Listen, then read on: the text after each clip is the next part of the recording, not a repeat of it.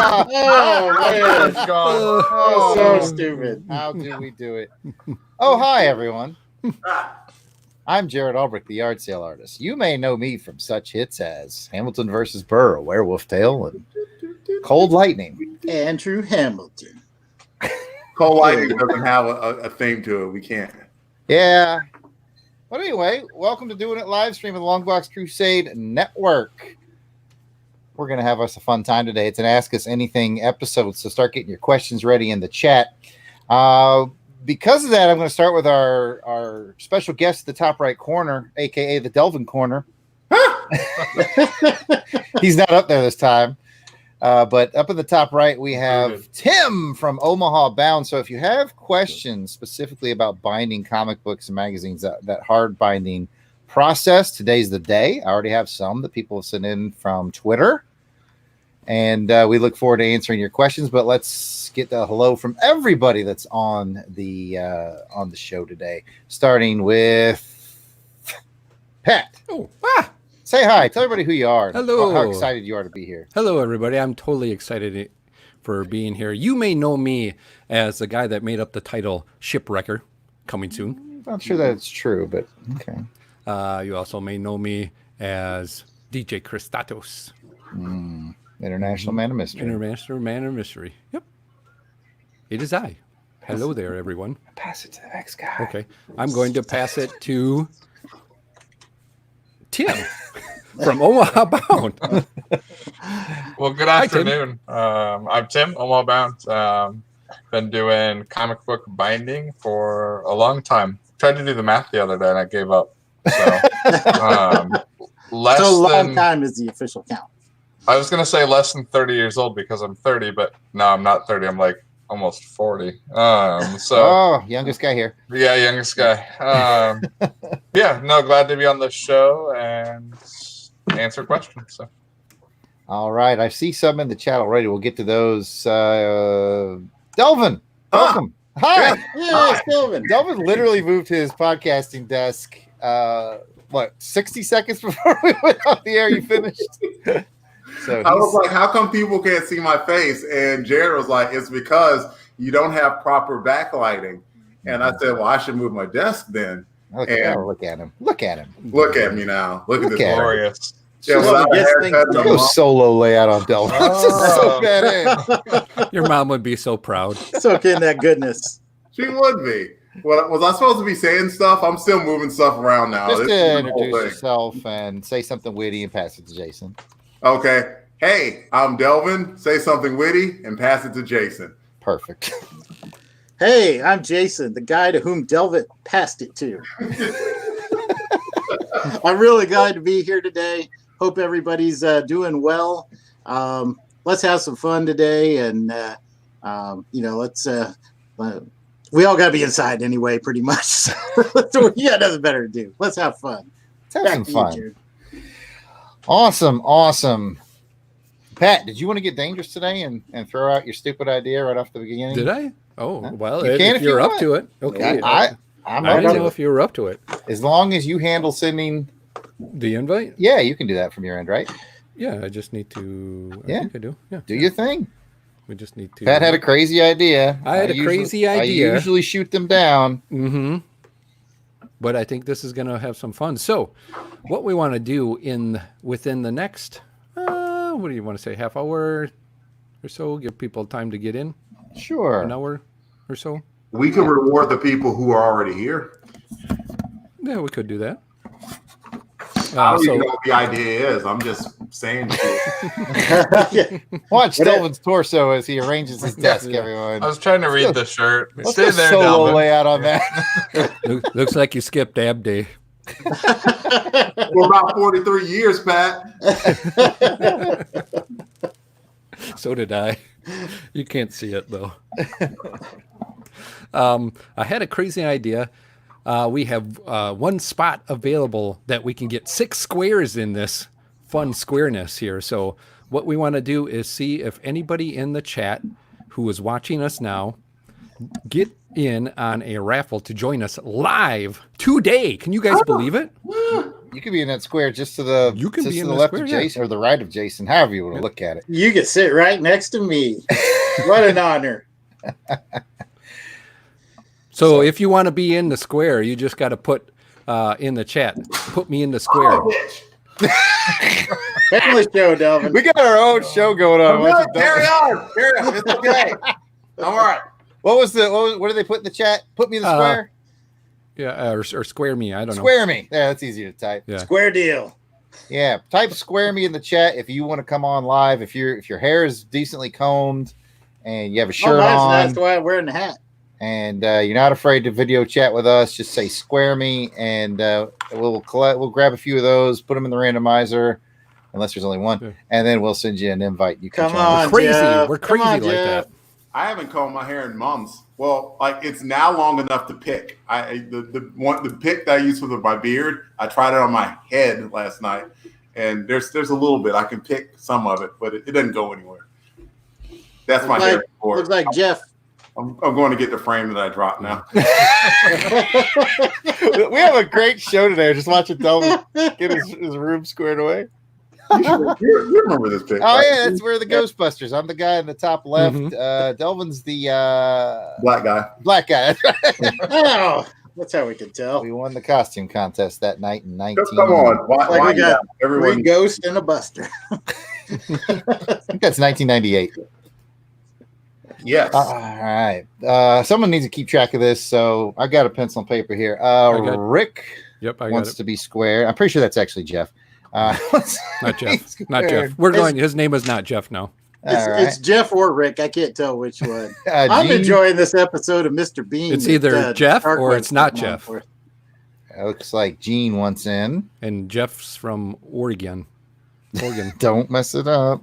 Oregon, not Oregon. I saw your comment, Jeff. Not Oregon. Transformers. He was ready to bust some caps over that one. Yeah. It's not going to be pretty.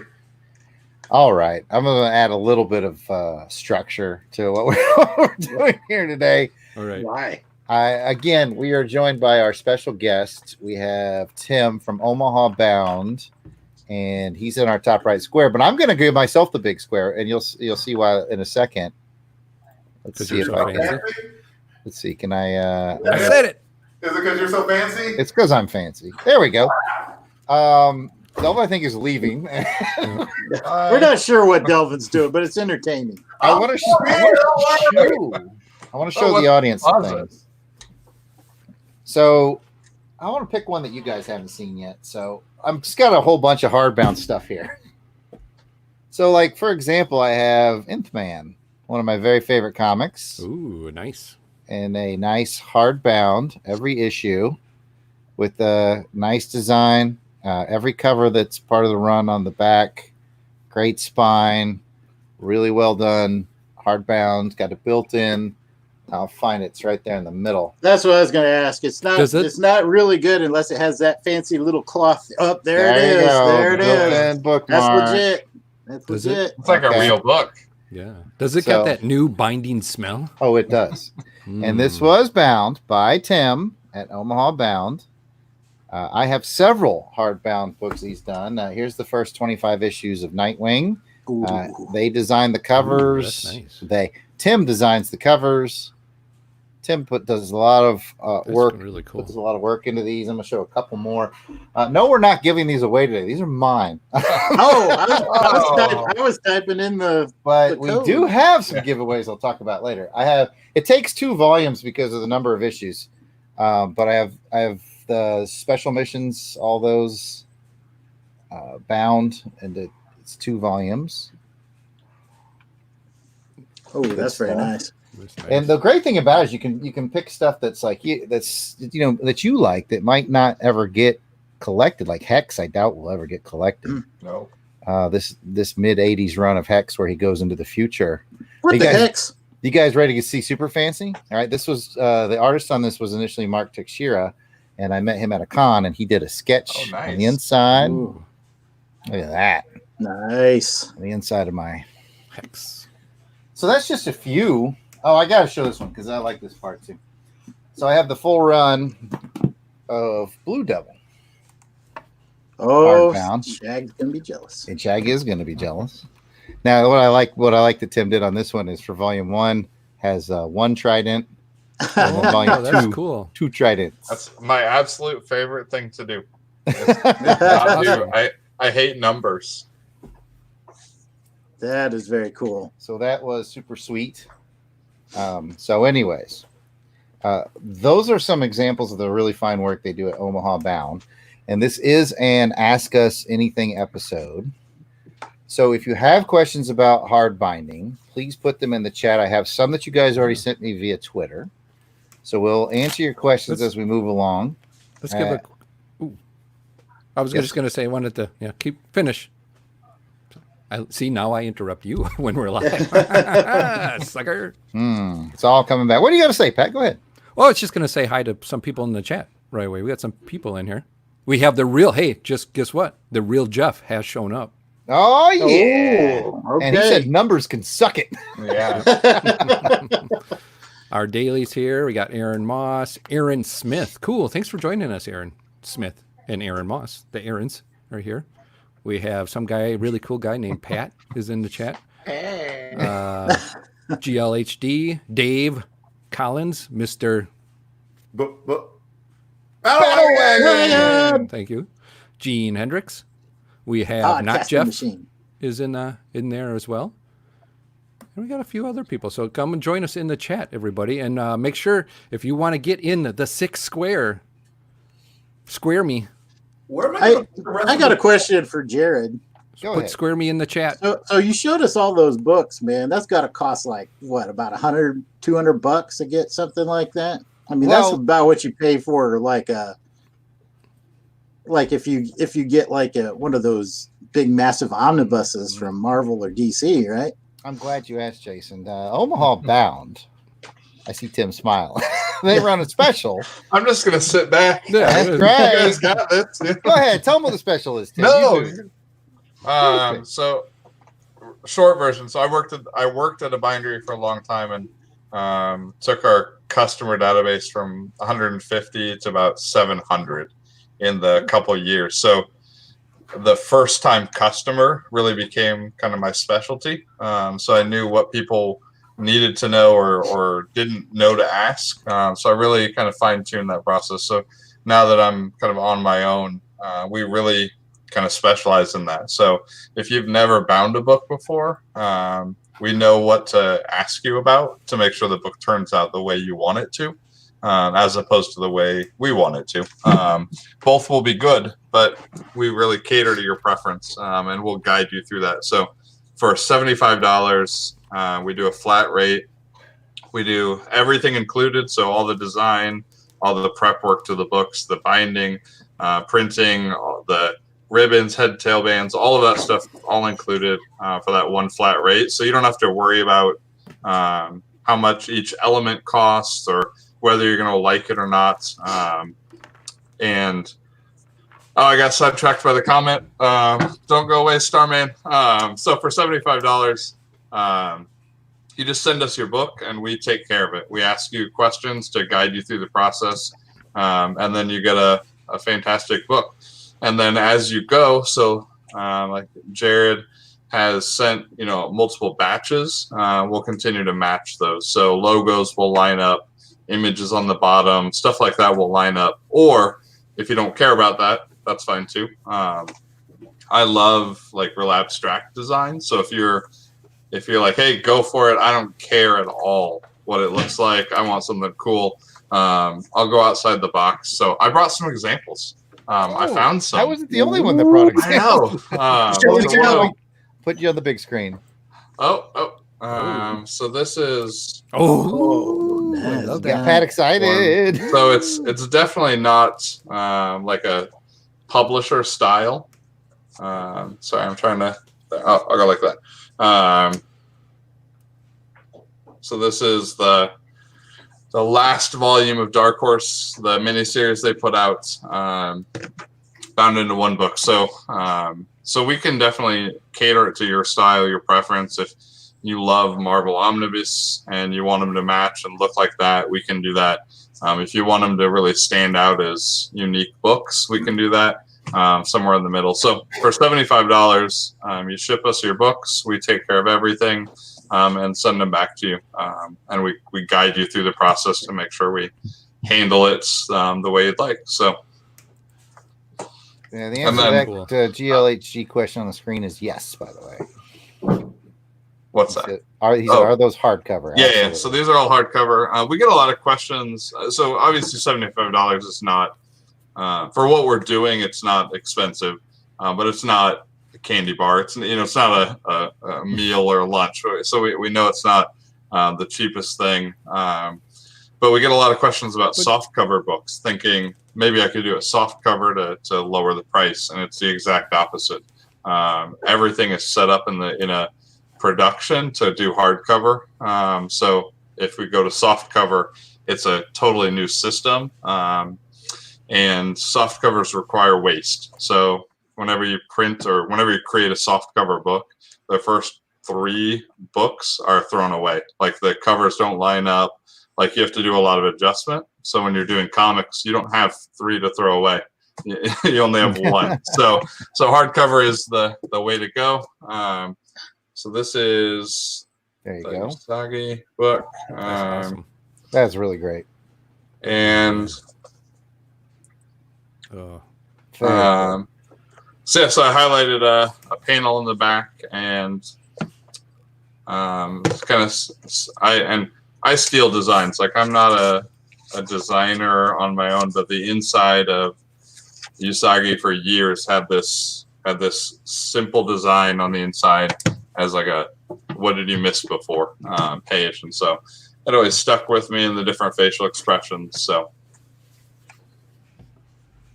All right. Question from the chat. What is the minimum/maximum number of issues that can be bound? I know the answer to maximum, but I don't know the answer to minimum.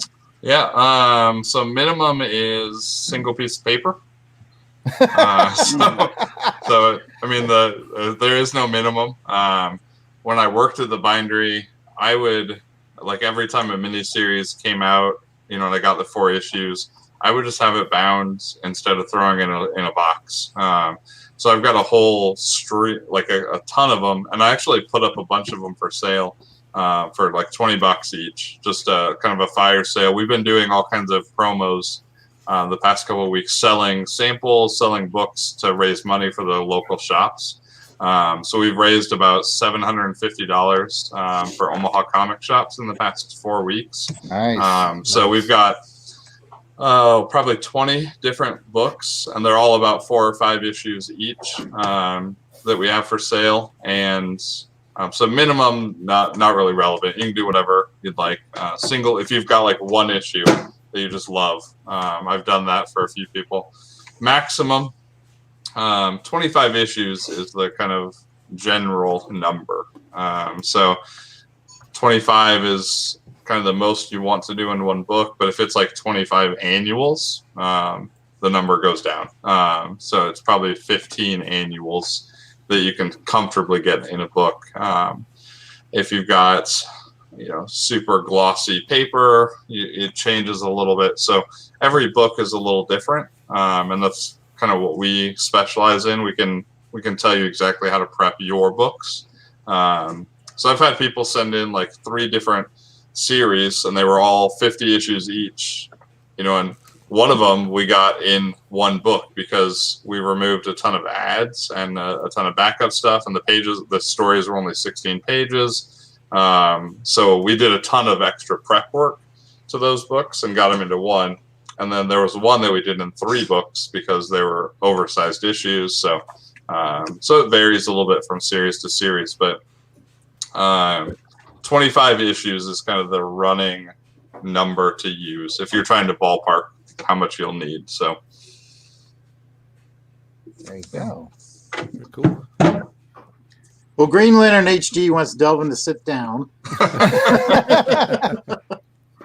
And Ryan looks like he has a question here. I was not going to take him seriously, but all right, we'll give him credence. I always take Ryan seriously when he asks. No. There you go, Ryan. Let me back up. So, yes, you can. No, I won't. I've done some like monster books. I did a Hulk book that had, I think, 48 issues. It was like the entire run of, not Peter David, like Jones. Jones yeah. run. I'm blanking out on the name, but it was like the Return of the Monster. Yep, it's Bruce Jones. Yeah, Bruce Jones. I did that entire story in one book.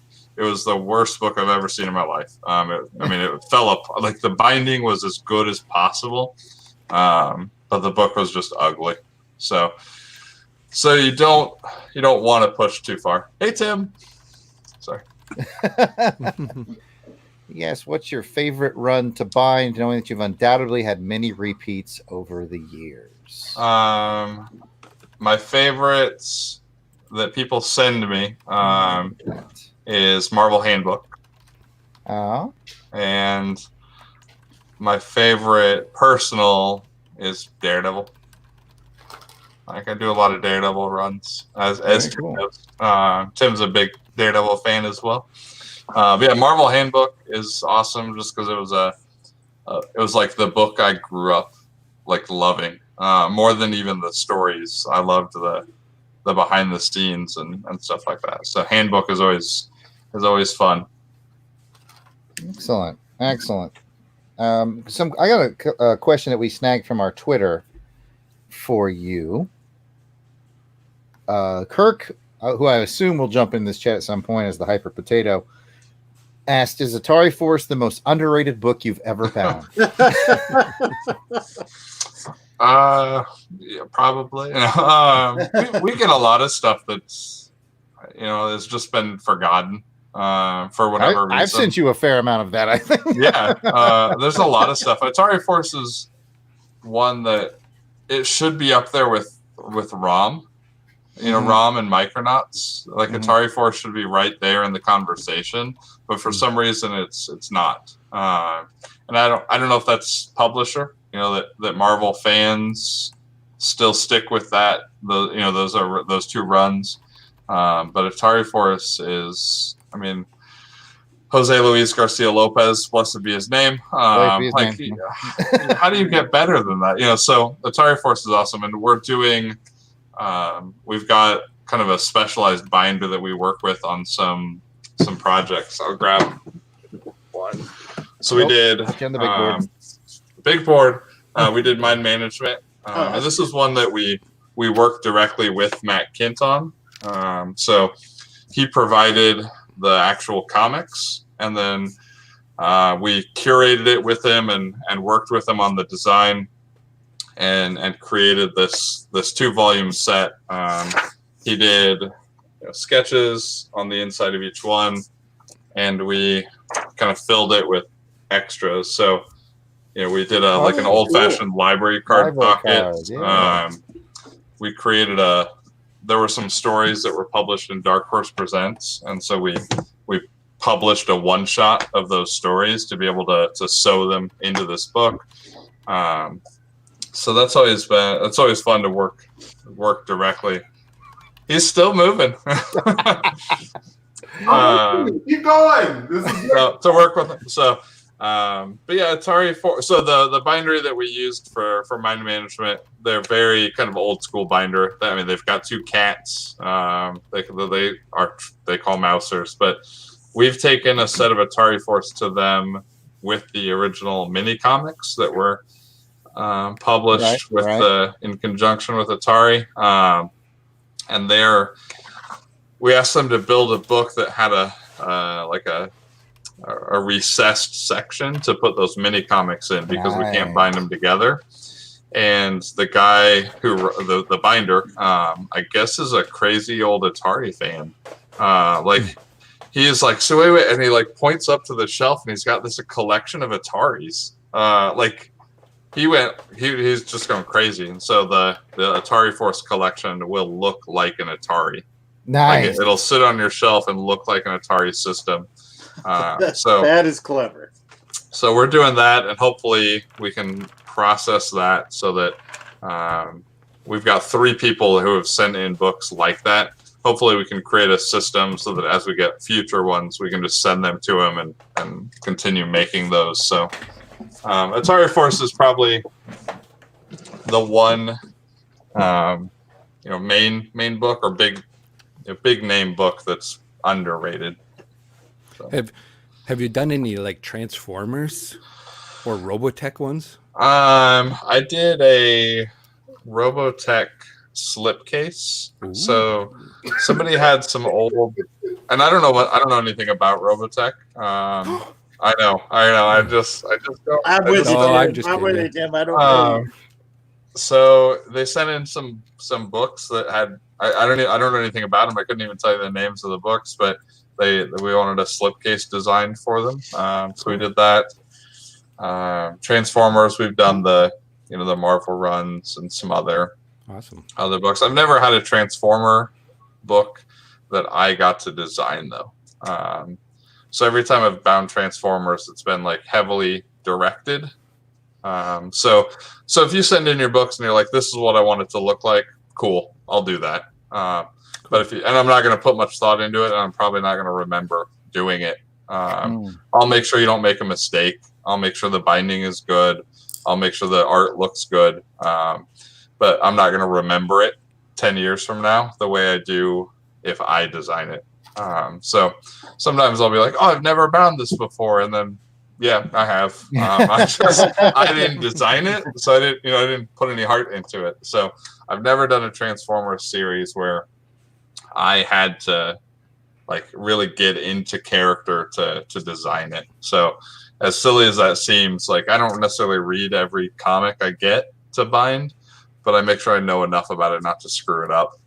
So I might read about the comics, which I can do quickly, or I might shoot a message to a friend who's done it before, or a super fan. I think Tim Burnham on the chat here, he helped me out with some mapping on some books. Like I'll make sure I don't make mistakes. Like I'll know the books well enough, but I've never done Transformers where I had some creative license. So. You see the question on the screen there. GLHG asks, what about damaged comics? Like literally if they're falling apart. Have you had any issues like that? If so, does it make it harder to bound? Like, what's your thoughts there? Like, what kind of damage can you use? What kind of damage can't you use? Type of a deal. Okay. I just read the comment about the Punisher battle van. Just don't feel. Yeah. That'd be fun. I could get into that. It's called the battle wagon, but yeah. We all know it. It's print. It's printed. He probably doesn't. He's not a fan. That's funny. A real fan would have known that. Yeah. Ooh. They're the web slingers, right? We got the shooters. Lost a follower. It was worth it. So, all right. The question: condition falling of apart comics, and it might roll into this one we have from Sean. Can you combine newsprint issues and current print issues? So, kind of talk about those challenges of older comics or mixing old and new. What are the challenges that you can deal with? What are the challenges you can't? Okay. I'm gonna plug myself real quick here. So I did the binding for DC Comics for about 3 years. So they have an archive collection. So I did 2 copies of every DC comic published for 10 years. Wow. Which was a ton of books, and and so we they were archive copies, so they needed to be in good condition. We needed to sew them so that nothing was lost. They sent in multiple covers so that there was a true record of everything. So we dealt with the condition of the comics a lot. But to answer the question directly, usually it doesn't matter how good the condition is. If you're buying a comic to have bound, you don't need it to be a 9.0. It can be a lower grade, a fine, very good. Most of those, the dark web really went dark there. So a lot of people will buy lower grade issues to have bound. There are people who will buy a second set to have bound and then keep their original set. So they might have a real good condition set and a bound condition set. As far as the mixing content, so binding is simply joining paper. So you can send in trade paperbacks, you can send in a hardcover, you can send in floppies. different eras. You can send in some Baxter issues and send it all, and we could bind it together. The results will vary based on that, though. So if you mix like super glossy modern issues, like acetate covers, stuff like that, and you put them right next to a newsprint issue, the newsprint will suck up the glue. The acetate cover the glue will just run off of it. So there's some factors to put into consideration there. So you can mix them. You don't want to be extreme about it. Like you don't want to like go every other issue changes. So yes, you can bind anything together, but the end result may vary based on kind of your overall decision. So that's something that we can guide people through. So if we get books and we're like, no, this won't work, we'll give advice. We'll advise people how to proceed. I had somebody sent in a book, and every single cover was a cardstock cover. And so it was from, we're working on it now. It's Vault Comics, and every cover was a fold over, front back cover was a splash.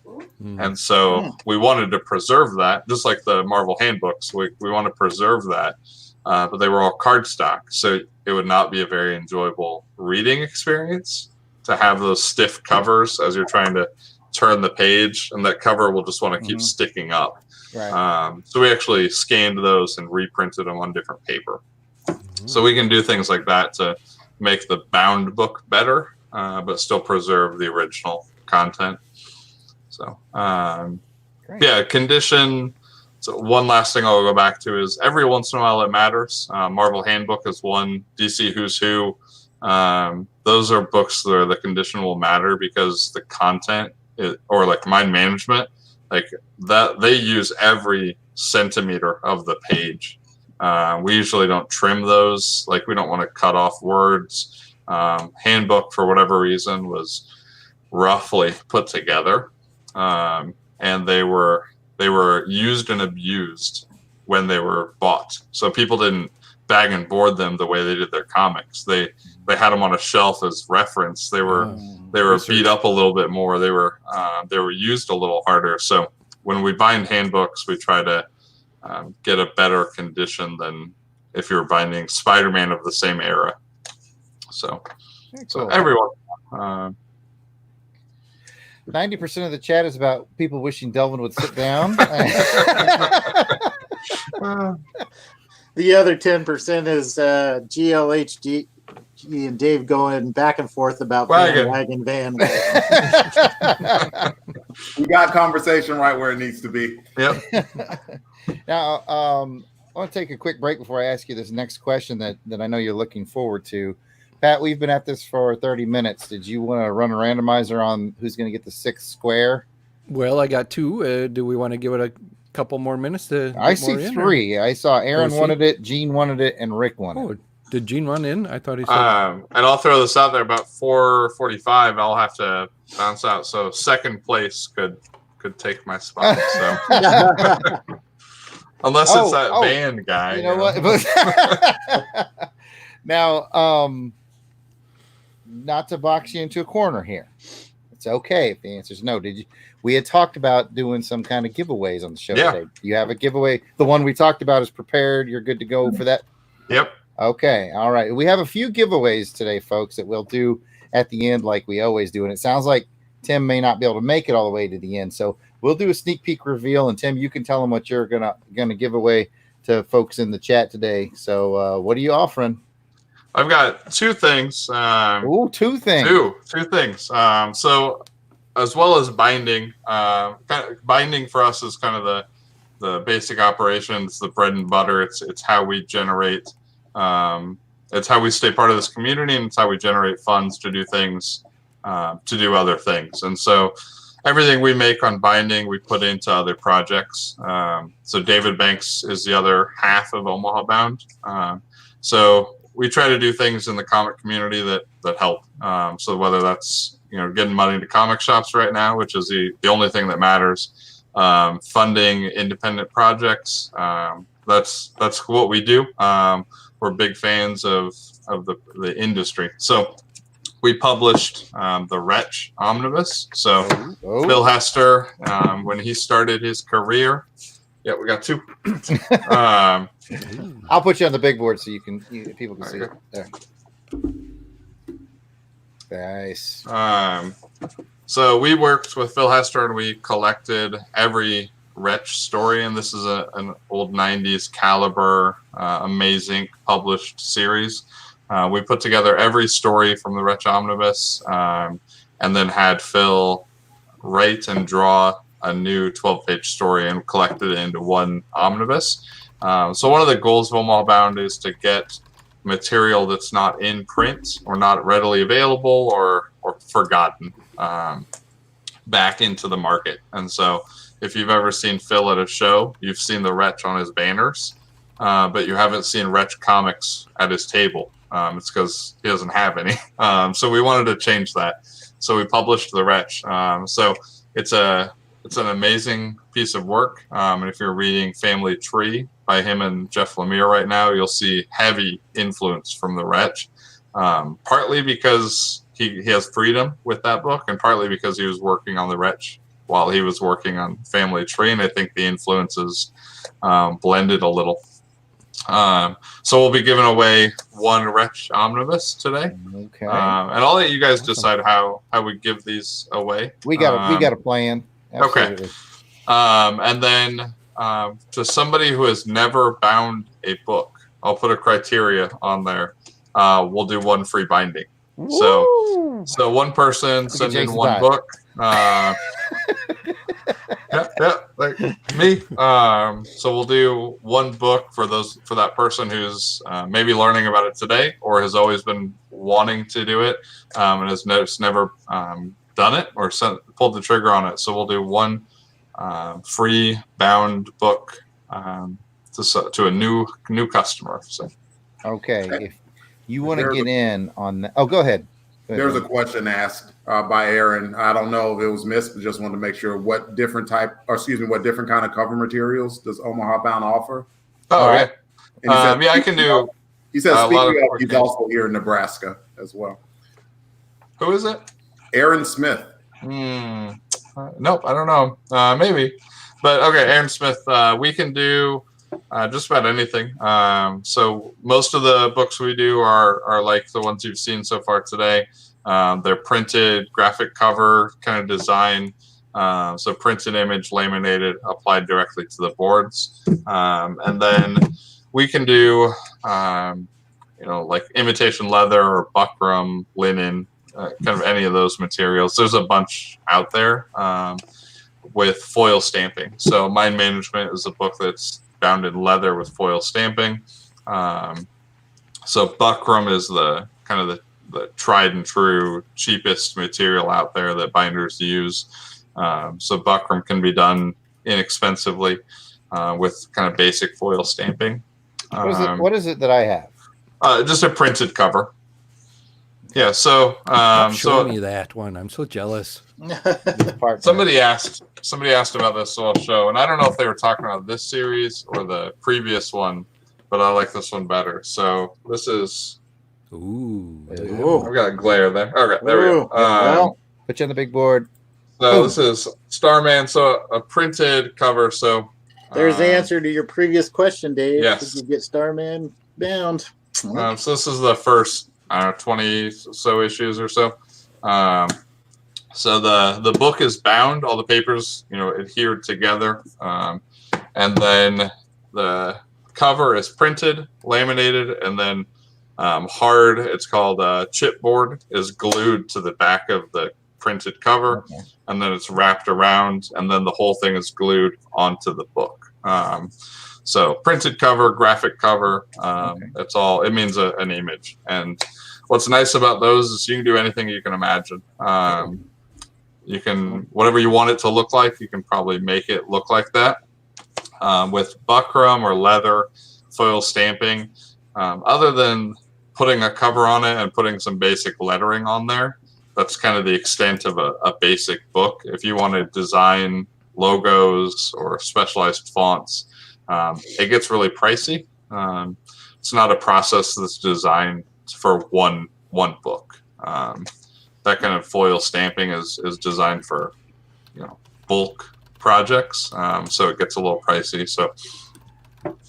So cover material is, anything you've heard of, anything another bindery is offering. Like we can use different binderies to do different projects. So now somebody asked a question. I'm sorry, I saw it pass by, and I just eventually we will get people in this raffle. I know. Sorry, but somebody did ask, can you bind like the San Diego Comic Con, the flyers, the programs that they? If it's paper, I can do it. How it all works, how it all fits together, depends on the material, but every con probably has a different size program, different paper, so it may not be the best end results. And there are definitely times where I'm going to say no, like yes, I can do it, but I'm not going to be happy with the results. And here's why. Here's exactly what it's going to look like. Here's the challenge. Here's some like ugly elements to it that if you've never bound a book before, you wouldn't have even thought. Like books of different heights, like there's got to be something to fill that gap.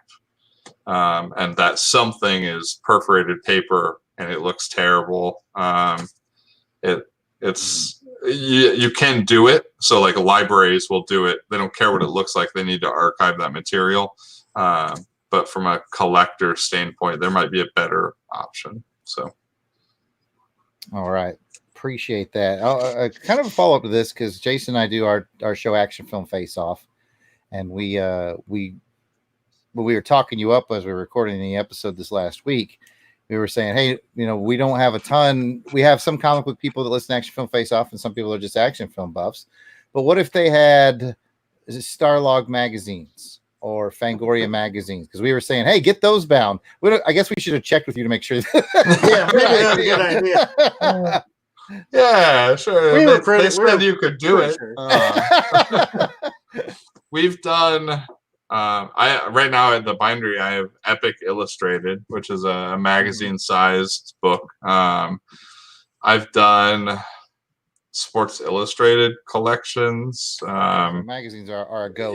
Magazines. Size is what's important. Same size. Yeah. Yep. As long as the books you're binding are about the same size, we're good to go. And even if you've like Marvel in the 90s or early 2000s, all their books got shorter. Like they went to a different printer. Mm-hmm. Yep. As long as it's consistent, like half the book is this height and then the second half is this height. There are some things you can do to compensate. It's when it's like every other book or 3 books this height, 3 books this height, 3 this, where it gets challenging. So but yeah, we can bind magazines. I've never done an analog magazine, but I'm familiar with it. I've got one in my collection that's kind of anyways, doesn't matter. But yeah, it's paper, so we could definitely do it. All right. So we talked earlier about he's giving away a copy of The Wretch. He's giving away a binding, which is insane. You lucky people who are here today. I know who's going to win that one, Jared. I believe Jason actually, all the accounts in the chat are his sock puppet accounts. Got a whole bunch of bots in there right now, ready for that binding. So Wrong star, man. If you want to win either the Wretch or the official binding, just put I love Omaha Bound in the chat, and we will do our best to keep up with that. I love Omaha Bound in the chat, and we will put you in for the raffle for that. That will also automatically get you put in for our usual viewer raffle. This time around, I'll go ahead and show you. If you're going to win our viewer raffle, you will get a brand new, still sealed DVD of the 2 Captain America made for TV films from the 70s, starring Reb Brown. So there's 3 things now that you could win. You can win the Captain America DVD, you can win the Wretch, you could win the binding, and then of course we'll do our final giveaway for our Crusaders Club members. You don't have to be present in the chat to win those. I see some I Love Omaha Bound scrolling through. Who's tracking those, Pat? You tracking those? I'm writing it. Okay, good. Delvin's got it. Good, because Pat, we need to check in with you for the 6 square. What do we got going on? You ready? Yeah. I have Randomizer hitting it now. Yes. Rick. Now I'll run it again. Okay. I'm going to run it again. Now, did you send Rick his invite? I did not yet. So, all right, Rick, be looking in your email. A lot of I Love Omaha Bound flowing in here. Yeah, there's a whole bunch coming in. Chola. I've seen. I love Gene Hendricks said, "Take me out of the Red Brown drawing." He owns that. That's fine. Just put I Love Omaha Bound if you win it on the drawing. Period, Gene. Then if you end up winning it, you can obviously toss it back into the pile for someone else to win. But I Love Omaha Bound gets you entered for the Wretch. It gets you entered for the free binding, and it gets you entered for the Captain America DVD with the 70s movies. Here's a tip. I watched them the other night. First one, kind of boring. Second one, not too bad. They get better. They do get better. The second one's better than the first one. We have 14 people who entered, which is weird because there are only 8 people on chat. Jason, Pat, Jason, Pat, Cecil Wall, Teasel Mall.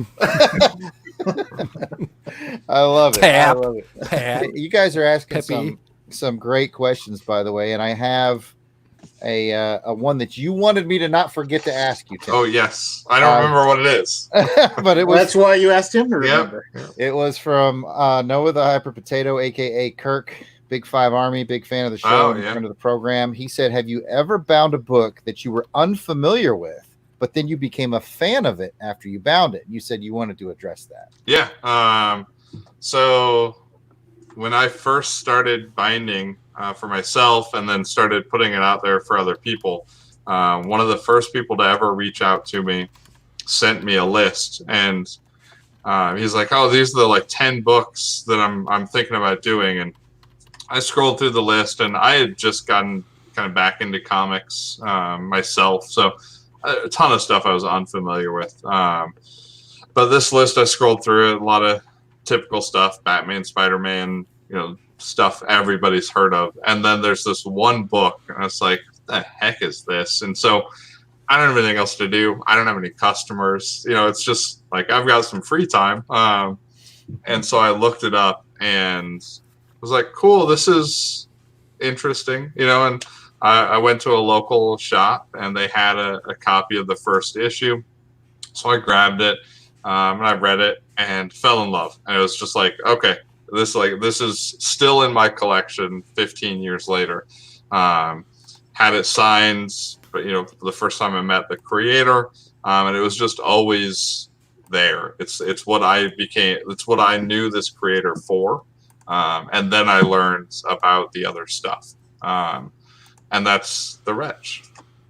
Oh, very cool. So I went from didn't know anything about it. Somebody introduced me to it from binding to like it became a project. It took us 5 years to do the Wretch Omnibus. And so we put a ton of work into that and took a lot of work to build up a network and a system to where Phil Hester would even trust us with it. And I don't know why he does. But, it's like, hey, Phil, can we do this project? And he's like, what's your name?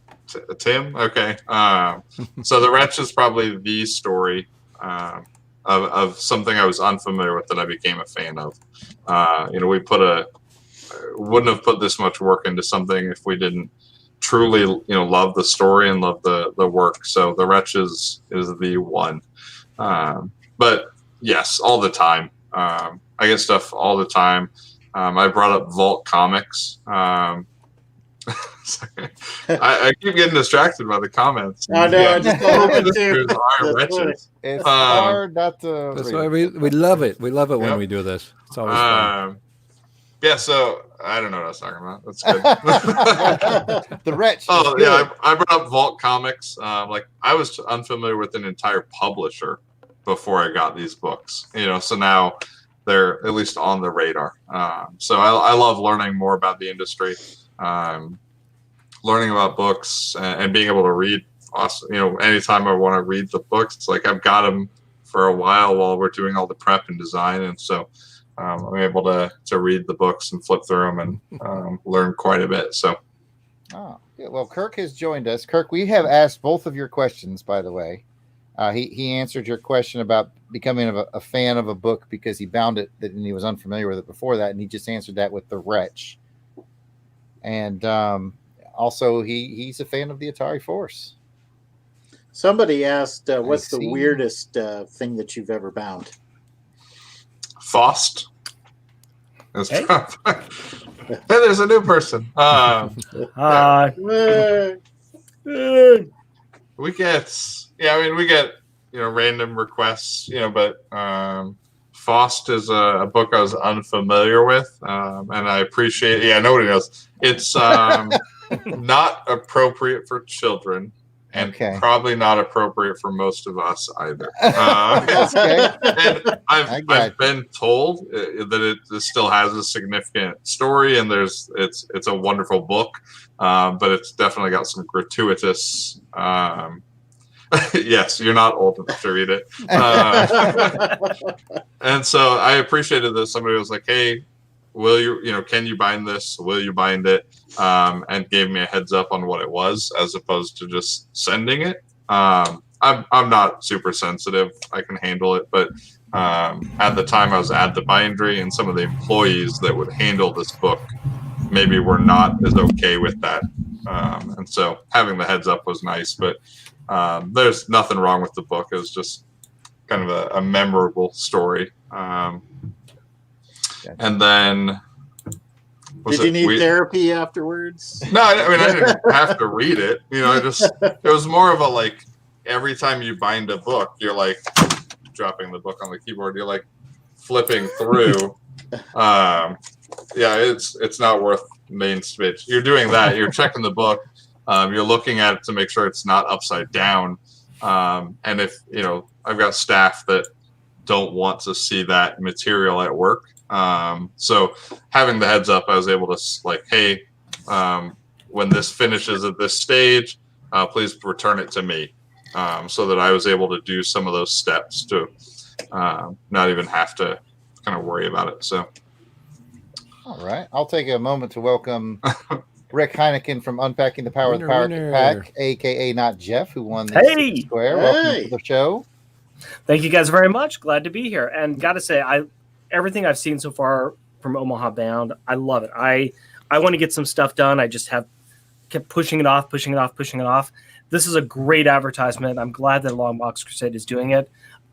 Everything you guys have shown is fantastic. And I think more people should get their stuff done, especially. And I also want to mention too, I love how how Omaha Bound is giving back to the community too. Thank you very much for doing that. That's great. Absolutely. Thank you. Yeah, we last week we sold probably 9 prototypes that we had. So books that we had made as prototypes or proofs for projects, things like that. Some of them are we did a bunch of Galactus books, the John Byrne Last Galactus that we had done really oversized as a proof for a book we're making. So we had sold a bunch of these things, and there was only one book that I had. I was like, no, I can't part with it. I'm not willing to part with this book. And then they launched the current creators for heroes or creators for comics kind of campaign where it's 50, everybody's donating money to the Bink Foundation, which is supporting comic shops, and so I felt left out. I felt like we needed to do something, so we finally put that one last book, and that's the big board. 100. It's a book. Right, I saw that on Twitter. I saw it on Twitter, like a Kirby. Yeah, so Phil Hester every year did a drawing marathon on his birthday and Kirby's birthday, which are back-to-back days where he would draw 97, 98, 99, 100 Kirby characters. And all the money went to Hero Foundation. And so we hosted Phil and some of his inkers, his team from over the years in Omaha. They came up, they stayed, they spent a couple days doing the illustrations. We did some, like YouTube videos that are on our page, and helped raise money. We did some extra raffles, things like that. And so we scanned all the pages as they got done and then helped ship them out.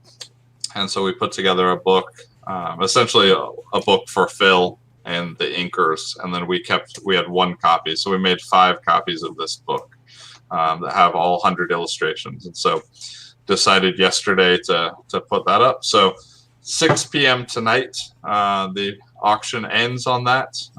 And all the money will go to, we went 50-50. So half will stay in Omaha. So we'll use it to support Omaha shops.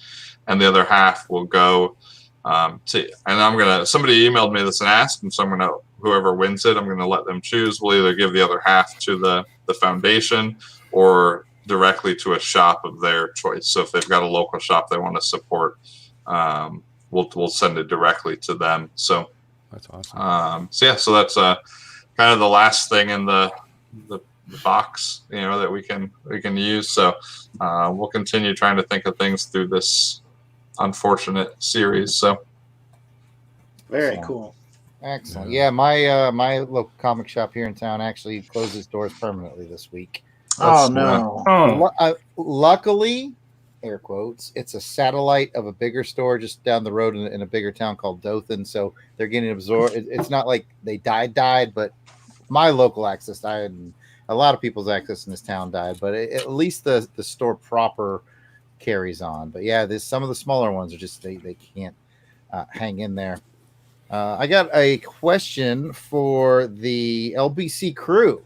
So Pat, I'm looking at you.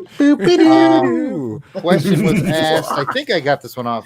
I wrote all these down throughout the week. I think. Hold on, but I'm glad you said that, because there is another LB Crew show in the making. It's going to be a good mystery to solve. Got to get involved when there's a mystery to solve and hang out. Hang along for LBC Crew. That's the podcast. That's the podcast. LBC Crew, we'll start with you, Pat, and we'll definitely get Rick's opinion as well. If you could right now wave a magic wand and have a collection hardbound in that beautiful Omaha Bound style, what would you get? Well, I'd get the Indiana Jones one like you got. It's a good decision. Yeah, that would be mine. I'm only like 5 issues away from getting the series, so as soon as I get that, I'm almost there. And as a reminder to the folks in the chat, in case you joined a little late, I'm thinking about you, Kirk.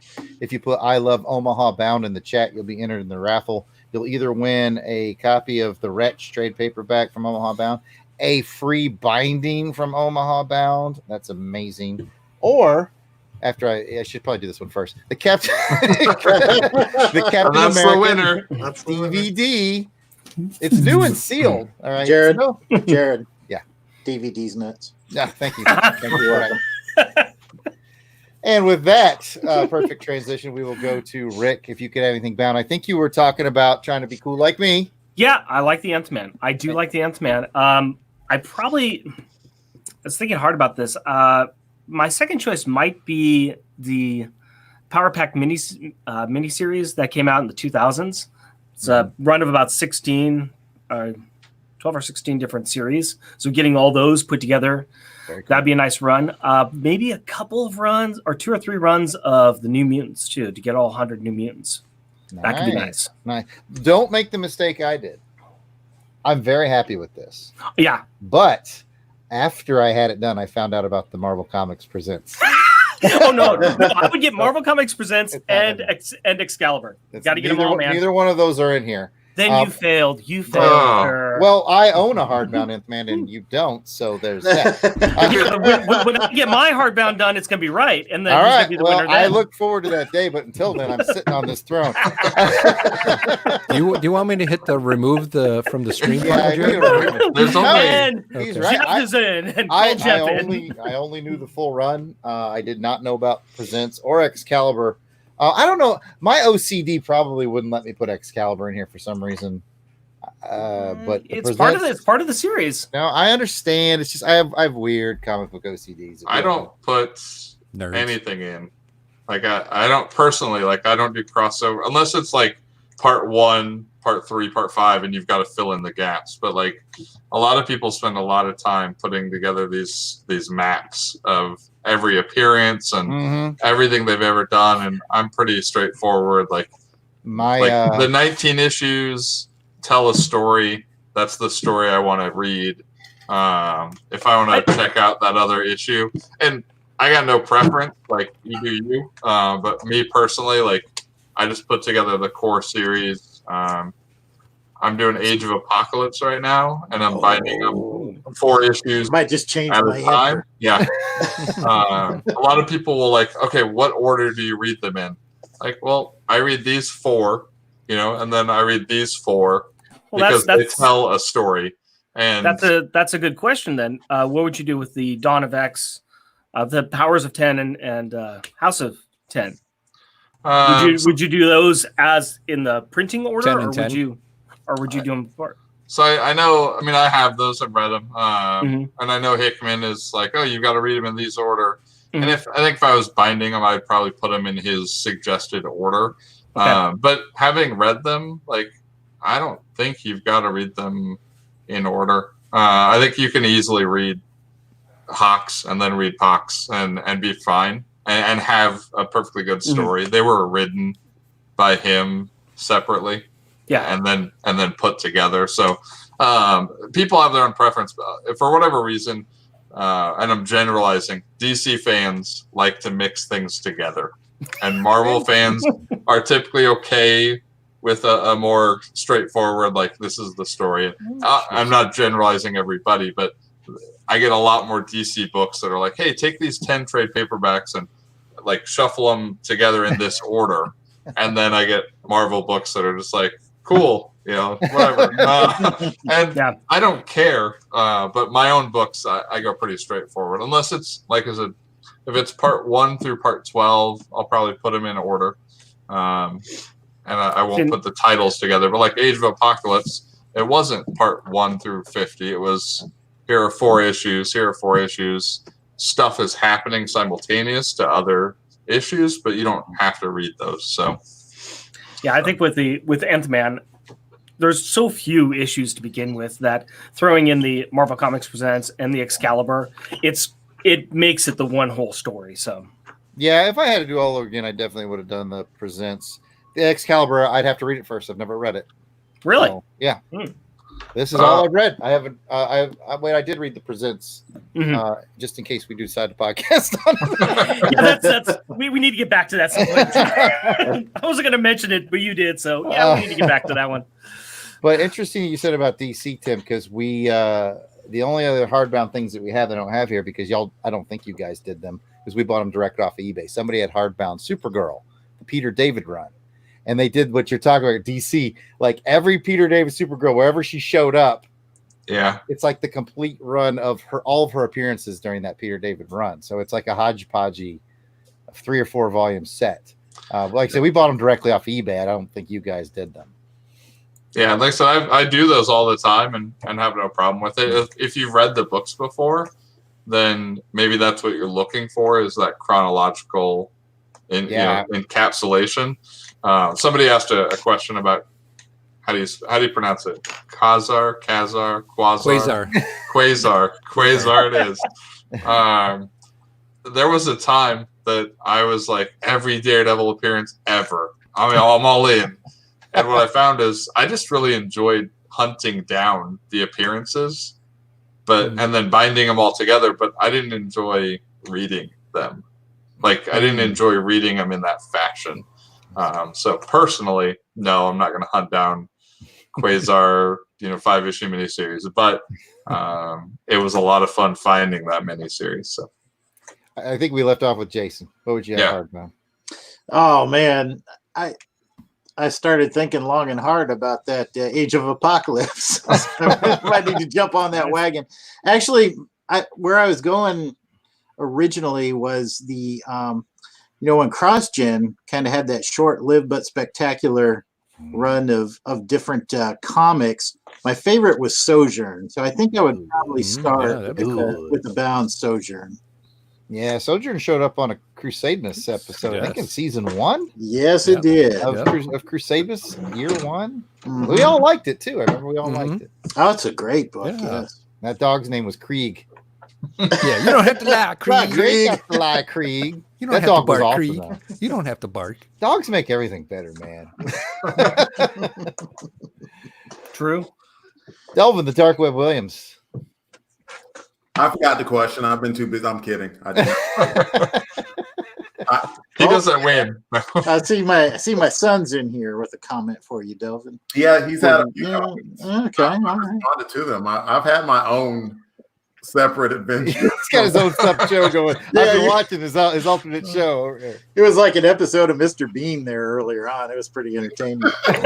You've had your 6 chats, Delvin. Look, man, I put up stuff like that thing I put up with the hearts and everything. I got that like 6 years ago from a friend of mine and Jared's, Carolyn. She sent it to Ascension Island when I was there, and I never had a place to put it until literally now. So there it is. I'm not going to show question though. Probably I'm thinking the first 25 of New Warriors. Nice. With Bagley and Fabian Nicieza is probably what I would go with, because I'm thinking, what would I get that I have? I know I have all 25 of. That is something that would be of personal meaning to me, as opposed to worrying about ever going and getting any of them comic graded. Which of course I don't have anything comic graded, but if were I to do that. And New Warriors has a lot of personal meaning to me. I enjoyed the heck out of the book and the run. The first 25 were really great books. So that's what I would want to. Delvin, I have X-Men number 6 signed and authenticated by Stan Lee, graded and encased. You know why? Why? Because I'm so fancy. Fanciness runs in the Albrecht blood. A lot of people don't know that. That's right. I've already shipped tons of things off to Tim for binding, and but if I was going to send one more, answering my own question, Delvin has some influence because I've been eyeballing 2 things. One, this is a shout out actually to Dave Battlewagon Collins. I got a good run of Starman, the Will Payton, Starman. That I've enjoyed. And then the other one is I've collected quite a nice little run of Dark Hawk. Jason, Dark what now? Dark Hawk. Hawk. Gotcha. It's a family show. So, yeah, I that may happen. I may end up sending my Starmans and my Dark Hawk over to Tim at some point as well. But like I've already sent him like 6 million things to do. But it's good to know that the things I send is helping out the comic community. That's nice to know. Mm-hmm. Yeah, they do need some help these days. So every little bit helps. I figured Tim was just living the extravagant life, Yep. That's hard. Living fancy. During all that chat we had, I saw a question. There it is. We're gonna fall down the Age of Apocalypse. We are. We are. Yeah. So, I can quick answer this. So, yeah, Alpha and Omega both had chrome covers. I seem to remember that too. Alpha had a second printing on a normal cover, so I was able to track that one down. And Omega did not, so it has a chrome foil cover or whatever. So, I just printed a copy of the not chrome version, and then had to Photoshop the heck out of it because they didn't have digital archives of that art, out there the way they do now. So scanning that chrome cover and then cleaning it up to make it look presentable was a challenge. So it was a lot of work, but yeah, you either take those covers out and throw them away, or try and somehow replace them with an alternate paper version. So I see. I also see by the the clock there on the wall that you have about 5 more minutes with us. Yep. So if you have any parting thoughts, or if people need any, squeeze in that last minute question for Tim. I got a question for Tim. Darkhawk Punisher, yeah. There it is, yeah. I got a question for Tim. Yeah. What's that in the background behind you on the table? No. Yeah. That shoulder? Like Notre Yeah, what is Dame that? over there. Yeah. So in the background, I've got just a plywood 2x4 table that I built that is a Lego table. I knew it. That's a Harry Potter castle. Yeah. So my daughter and I have been making a Harry Potter Lego stop motion movie. Awesome. So, nice. So that's what we're working on there. And my son, as you can see, the edges are all clear because my 3-year-old son is a vehicle nut, and he drives his trucks and trains around the edge. So there's a Harry Potter train that makes its circle around it. And then other side is the a couple of years ago, we did an event in Omaha, how to make comics panel, and Stan Sakai was our featured guest, and we did an art gallery. And so in the process of that, so it's a free event. We paid for all the guests to come in and kind of teach Omaha community about how to make comics. And so Awesome. So I collected a few pieces of art, and then as we've done projects over the years, like the Wretch Omnibus, I've got the cover to that. So I've been building a collection to be able to do another art gallery event in a couple of years. So Very cool. Excellent. Very cool. Excellent. Delvin's gone again. Any other questions for Tim before he has to bounce? well, I thank you guys for having me on. And when I'm gone, you can talk about other stuff. Oh, this was like the main focus of what we wanted to do today. Yeah, I think it's important to get that out there. Yeah, definitely. And Tim will be you'll be hearing more of Tim on an upcoming episode of Crusader Chronicles as well too, as Tim joined us. Mm-hmm. Nice. He'll be regularly checking in on the podcast from time to time. If you're not already subscribing to our podcast, it's on all your finer podcatchers. Just look up Longbox Crusade and find all of our shows. Tim and Omaha Bound, we've partnered with them recently. They've become a sponsor of the show, but I think more importantly, a friend of the show. We're really enjoying this relationship we have with them, with Tim. I'm really glad this worked out the way it did. Yeah, it's been great. It was fun to listen to episodes and get to know you guys, and then to be able to be on an episode was a lot of fun. And yeah. So. Awesome. Oh, Courtney says, what's Tim's Twitter? I was just going to tweet it to her, but go ahead. What's that? I was going to tweet it to her. Oh, okay. Yeah, I mean, we're omahabound.com and then Omaha Bounds. So I think our Twitter is at OMA Bound, so Oma Bound. And Facebook is just Omaha Bound. But if you search Omaha Bounds, you'll find us and you'll find College World Series stuff, because you're Omaha Bound if you're going to the College World Series. And I didn't want to fight the NCAA on the name, like it's copyright by us. No. So. Cool. Yeah, and I am definitely going to go read some Punisher comics and check out this bike and the van or the wagon. Wagon. Like, I don't know if it's a van or a wagon. So, It's a wagon. I know there's a bike in the back. So. This is the moment Dave Collins is going to head's going to just. Whose fault was it ultimately? Who was riding Spider-Man and called it the battle wagon? That was Lynn Wayne. Lynn Wayne. Yeah, it's in print. How many folks do we have in the raffle at this time, Delvin? Gotta put away my other stuff to pull. Well, I thought at the very least we could give away the binding before Tim left, so he could be part of that. I got 13, 1, but I 2, could 3, 4, 5, 6, 7, 8, 9, 10, 11, 12, 13, 14. Yeah, Tim is not eligible, so 13 is correct. Leave Tim in there. Okay. All right, 14. Leave him in there. It's new to me. So All right, Delvin, you know what to do. Put your finger somewhere randomly on that list, and then guess Tim from Omaha Bound. Give Delvin a number to count from that list to land on who's going to be the winner. 4. Weasel Skull. Hey. Hey! Cecil. I started randomly writing numbers, and I got up to 8, and you called 4, and I put a number by 4, and that was Angelica Fetty Wolf. Oh, what? Ooh. Oh, from the Wolf Pack. I hope you've got some comics to bind. The people are going to start calling shenanigans because she's the one who, when we did our live recording, that won the Wretch book. She's got the Wretch book and the binding, but we have another Wretch book still to give away, and of course the Red Brown Captain America DVD. That's what everybody's sticking around for. Right there. That's what I want. I don't know if y'all can read my scribble.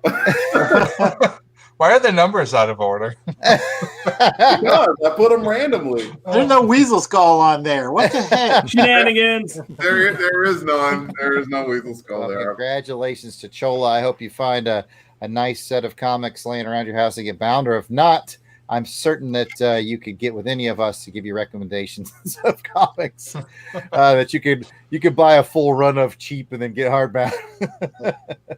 Some of the stuff I get hardbound, like Hex, nobody cares. Like you get a whole run of Hex for like $8, and get it hardbound. But you get the things that are near and dear to you. One of the things he's hardbinding for me right now that I'm really looking forward to is they did a 13-issue run of Quantum Leap, the comic book, back in the 90s. And that's definitely you. I got all 13. I can't wait to see what he does with the cover. I've got it done. Can you mail it to me? No, the cover's done. He actually did it 4 days ago. Actually did it 4 days from now. Yeah, there we go. Quantum Leap guy. But he leaped back in time. See what you did. Very nice. Very nice. That's right. He stepped Very into cool. the quantum accelerator. Well, congratulations to Chola and the Wolf Pack. Thanks for being a big supporter of the show. And we'll find out what we're going to give away, that Wretch, who's going to win the Wretch, and who's going to win the Red Brown DVD, and what Crusaders Club member is going to win the Crusaders Club giveaway at the very end. So there's more to come. Tim, thanks for your time, my friend. Tim, thank you. Thank you, Tim. Thank you, guys. Thanks everyone thanks, for Tim. joining. We'll see you soon on a recording sometime soon. I just know it. We're going to get you back on. Excellent. All right. Thank you, guys. Later, Tim. Yeah, All right, Tim. All right. I pulled him from the stream, and he's gone, and now there were 5. So, hi, everybody. Hi. Hey. So in this issue of Darkhawk 9, Punisher did not use a battle wagon or van. It was just him and some guns. They were fighting a dude named Savage Steel because it was the 90s. Savage Steel. That's a great Stegron name. Stegron. And let me tell you, read through the book, he was savage AF. I mean, I hate to use those type of letters, but it's true. The only question I have that unfortunately we didn't have time for to get to Tim, and I really want to know the answer to this, is have you ever had a binding go wrong? Like you screwed it up and had to go buy the comics to replace it? Oh, that's a good question. That's a good question. The answer that he has is no, it never happened. The truth is, yes, of course, it's happened. You have to imagine at some point he was like on the little machine, like, oh crap. Yeah, it's taking a little while Petty for cash. those Quantum Leap books there. Surprisingly, it is tough to get that run of Quantum Leap. Like I kept seeing it on eBay. People like for all the 13 issues, and I already had like 7 of them.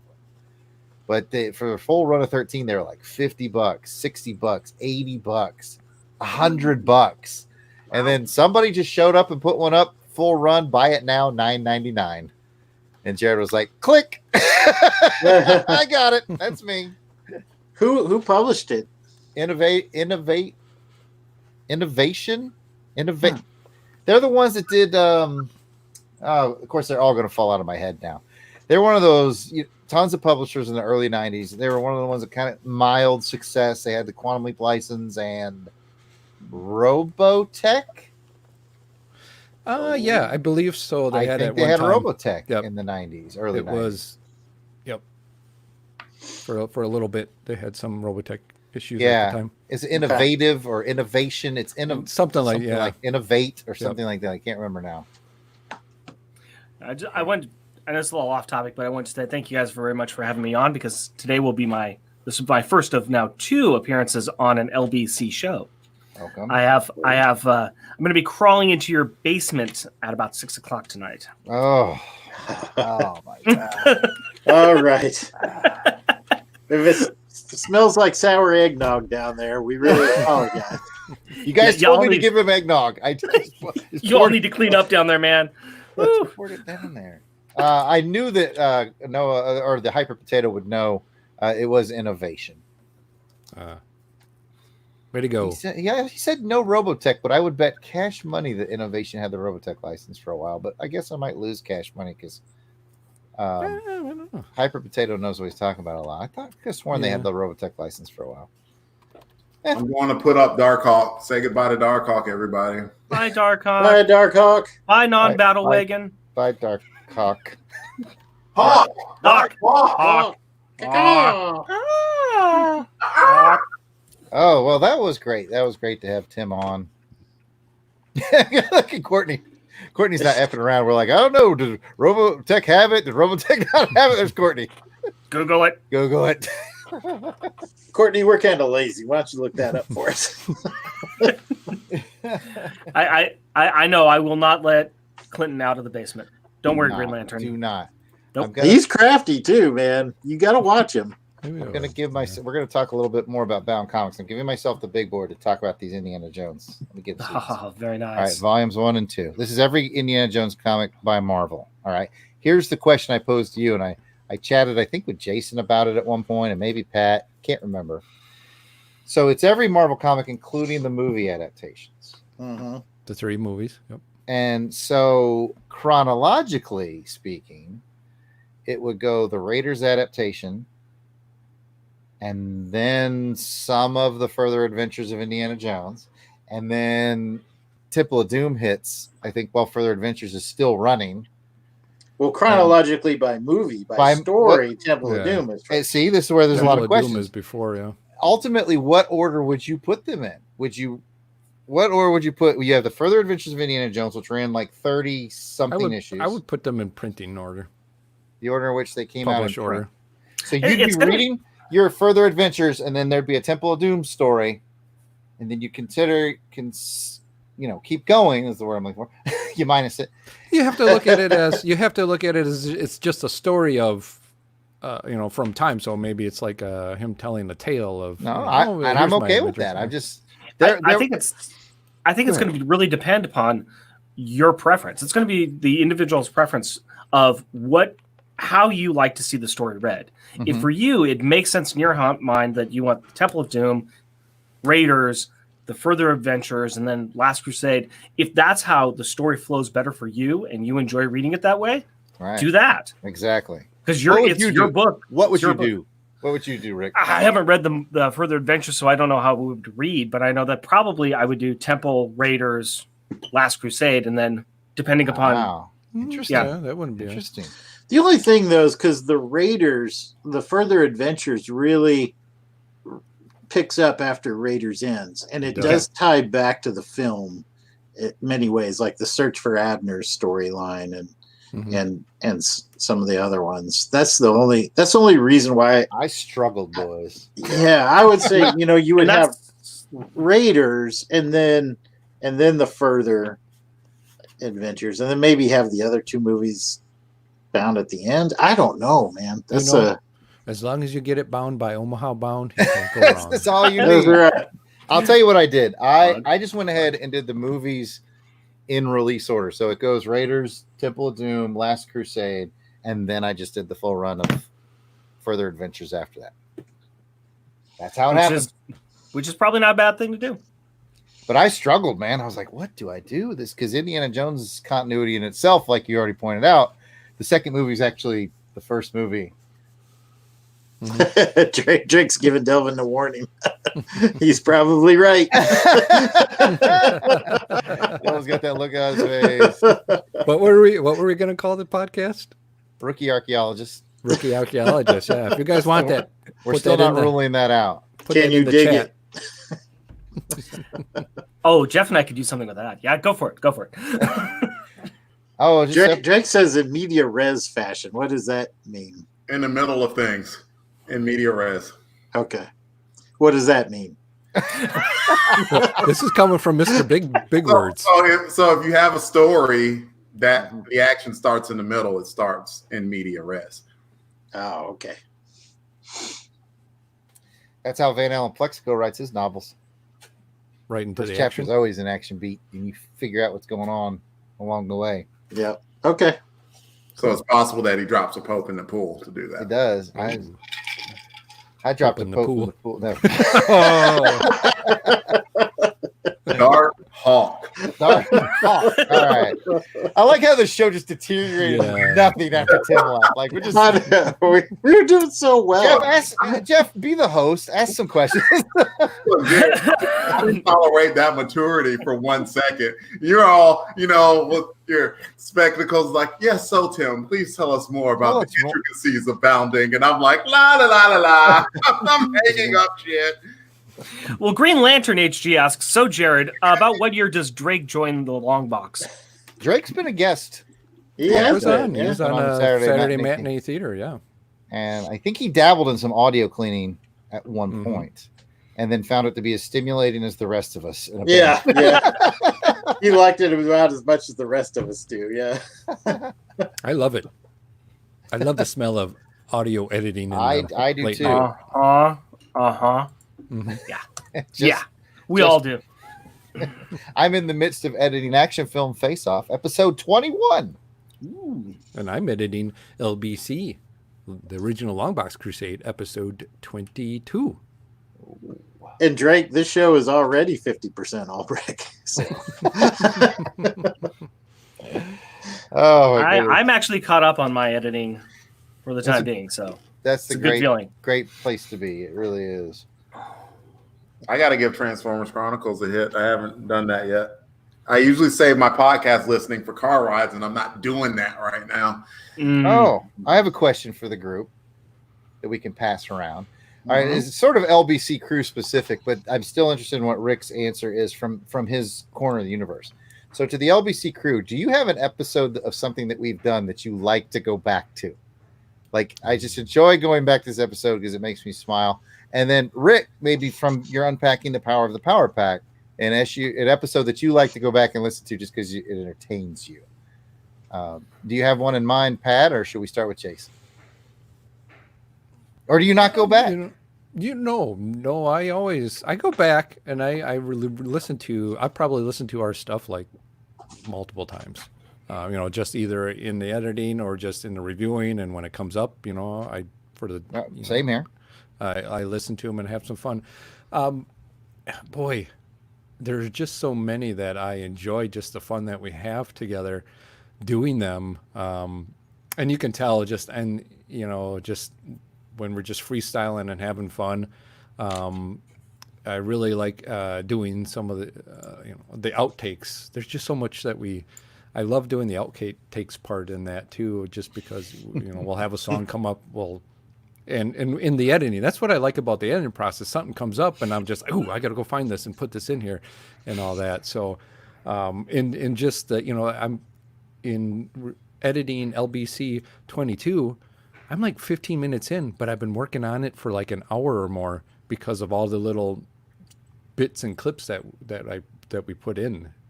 And that's me just having fun because I like putting that little extra stuff in there in editing. And hopefully people like that and enjoy that. I really do. So that's why I like going back and listening to it. So you don't have a particular episode. The ones with the ones with me in it. Oh, it's with you. Is that you, Tim? I love them all. Delvin, do you have a particular episode that you'd like to revisit from time to time? I've listened to quite a few of the Rookie Agents ones. Yeah, I'm going through that again. That isn't Longbox Crusade. No, my answer was going to be the graduation special. I like listening to it. I probably listened to it a dozen times. Yeah, and Rick's on it too, so it applies while he's here. Yeah. Yeah, because what normally happens is if there's anything that comes up for, review for the write-up and stuff, I'm going to listen to it at least once. And then once it comes out, I listen to it again. But going back and listen to it, I've done it occasionally with some Crusader Chronicles. I've done it occasionally with some Crusademus as well. Yeah, I love those too. Those are fun. Back and listen to the most recently was the action film Face Off that you and I did, because like I remember that for whatever reason I drank like a crap load of caffeine, and so it's funny listening to how I sounded because I was amped to talk. Action film Face Off. It's the place to be amped, man. It's the perfect place. Yeah, you can go all Nick Cage on Action Film Face Off. There is no. Yeah, couldn't help it. There is no upper limit. We will circle back for Rick and Jason's answers, but we'll answer a question from Gene in the chat real quick. For the vets, of which 4 of us in here, are there any comics you can't read because they get military stuff so wrong? I'll answer that with no. I actually enjoy more fantastical. The more fantastical the military comic is, like I love G.I. Joe. I like the old war comics when they fight dinosaurs and robots and stuff. So I like the fantastical part of it. There's no. I don't think I've ever said no to a comic just because of military authenticity issues. What about you, Rick? No, I can't think of any. I think that if you did that, you'd pretty much eliminate. If it's bad, you kind of just assume it's fiction. And I mean, because like if you went hyper realistic, then it's like, okay, no one will really be able to do much of anything, because, like, say for instance, like an enlisted person will do something, and the officer's like, "Stop that!" And the enlisted person's like, "All right." And that'll be the end of the story. The end of the story. Like, what a boring story. So you gotta do.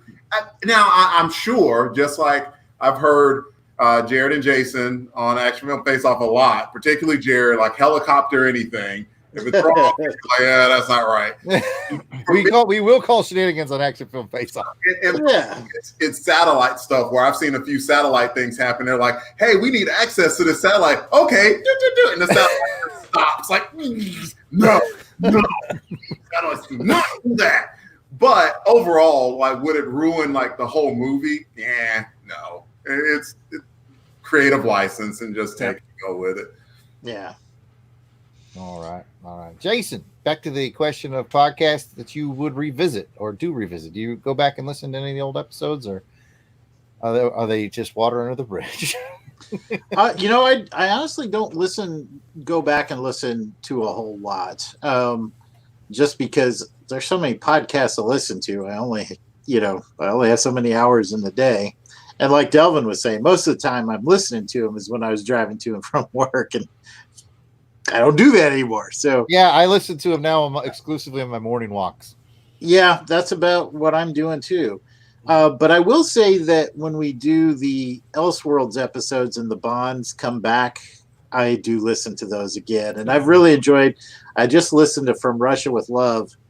I really like that one because we were still kind of trying to feel our way through it. Unpolished. So it's so unpolished, but it was still a lot of fun. There was just like a lot of just raw energy there, and it still made me chuckle.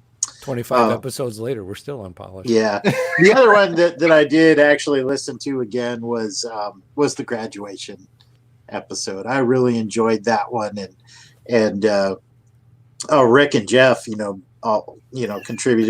contribution to the show. I mean, I don't know, just for folks that haven't done podcasting before, those guys put together a great bit for us, and that took a lot of time and energy, and we just really appreciated that, Rick. That was really, really great. I had a lot of fun putting that together. It was a bit harder than I thought it would be. I was begging some people to come through at the end. I was like, I planned this out 2 months in advance, and it's like the week before, I'm like, I'm still waiting for that one to come in. Well, you could tell, man, that was well polished. Your contributions throughout and I don't remember when you guys joined us. I think somewhere. View to a Kill. View to a Kill. I was gonna say, I was thinking around the Dalton, so I was close. Number one movie. One song at least. He's a fool.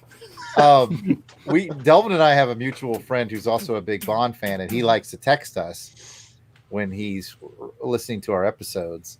And he's always like, "Oh, I got to the part where the listener send ins. I always skip it, just go to the outtakes, and that's it." And every time Delvin and I would jump all over him, like, "You're not listening to Rusty Agents, man. Rusty Agents is worth the send ins alone." What does it have to do with the Bond film? Nothing. Nothing.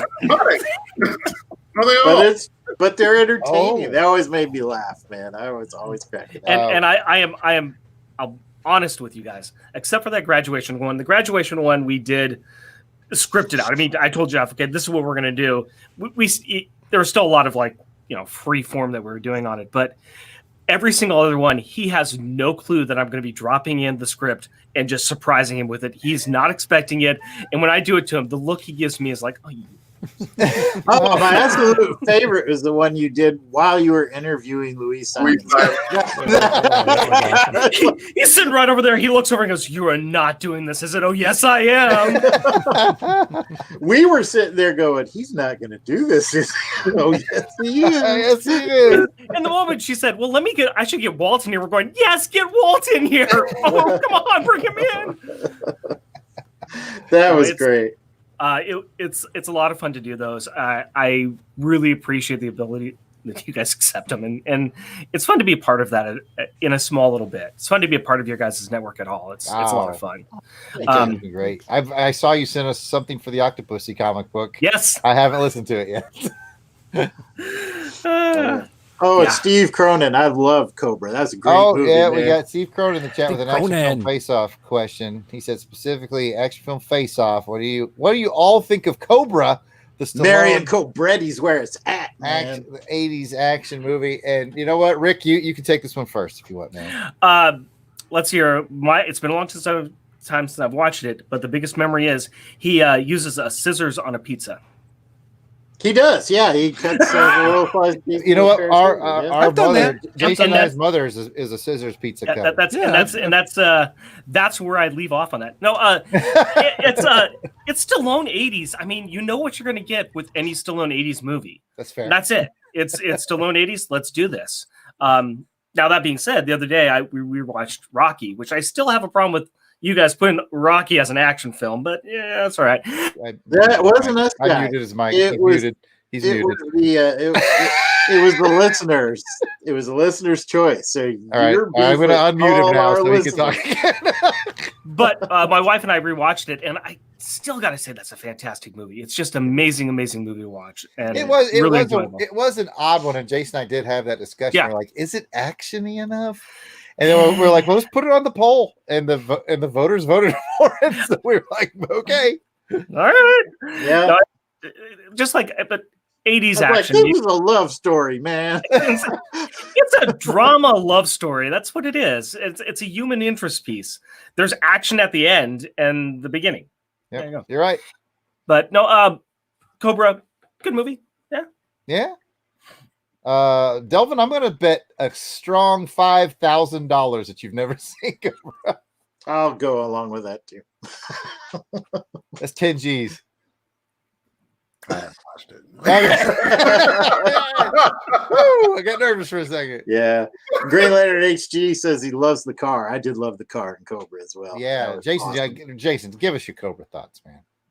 Oh, I mean, I think Rick just summed it up great. It's one of those it's one of those almost B-rated action movies that Stallone did. You see little references to it, like I'm thinking about Demolition Man when there was the poster for Cobra, like up in her office and things like that. So you see it like sprinkled about, so you know that it's in the zeitgeist. like if it had starred Michael Dudikoff, it would have been a B movie, but because it had a main movie actor. But yeah, I mean, it was just one of those formulas. The bad guy was super bad. That's what I remember is the end when they're like in that foundry and having that final battle, and he and the the bad guy was talking smack to him, and then he was like, I forget what he says, but he ends it with like sucker. And then they just start throwing down. And he impales him with that hook and like pulls him up on the hook, and he's like, ah, and he goes into the foundry. Bursts into Spoiler flame. alert, everyone. Yeah, sorry if you haven't seen it. It's freaking amazing. It's a great movie. I don't think I've this movie at this point 30 plus years old. What's that? You talking Cobra? Yeah. Yeah, it's 30 something years old. You know what I mean? Yeah. Not much. I don't think I've seen it since the 80s. I need a refresh on Cobra. It needs whatever year it is needs to come up on Action. Yeah. So I can watch it. I got it. I bought like a Stallone action pack that's one of those movies. They had like that and Tango and Cash and several other things. So love Cobra. Good movie. Pat, do you have thoughts on Cobra? Just like you, it's been quite a long time since I've seen that movie. So I just remember when it was either on HBO, Showtime, just being overplayed and watching it then. So yeah, I'd have to revisit it again. Courtney's weighing in. I just watched the Rambo movie. Not the most recent one, but the one before that. Where That's my favorite one. Yeah. Whew. Man, like bullets that were flying in that movie. Yeah, there were. Believe it or not, I still have questions left over from Twitter. Oh, wait. You wanted me to tell you what my favorite episode. Yes, I'm so sorry. Go ahead. That's okay. That's okay. Jeff had mentioned that he occasionally goes back and listens to the outtakes. I know that when I'm editing and I send him stuff that it was outtaked from our shows, like, oh, here's the stuff that I'm not going to put in the outtakes because it's just too dirty, but here's a laugh for you and I. For both him and I, halfway through it, like, we're like, I can't even remember saying that. We were talking about that, or we made that joke. That's pretty funny. For me, some of the, I don't go back and listen to that many either. Kind of like Jason was saying. I've listened to too many other podcasts. I still actually am driving to work, though, because I'm an essential employee. So I get to still go back to work now. So I am still listening to my podcast, but I don't go back too much to listen to my old ones. But I think some of the ones that really stand out for me, the first time we ever interviewed somebody, we interviewed Jim Brigman. And that was so nerve-wracking for both Jeff and I. It really sticks in my head. And then, of course, interviewing Louis Simonson, that was big as well.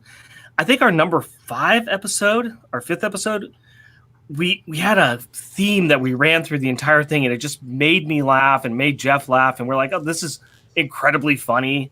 That one stuck in my head. And then I think there's a couple that are coming out that are in our queue right now that I did with my daughter, where because we're sitting at home right now, she's got nothing else to do late at night while I'm podcasting with Jeff on the computer now. So I had her join in, and she joined right in with our entire banter, and she was reading the script along with us. And I think those ones are going to be really special for me. So, good. Yeah.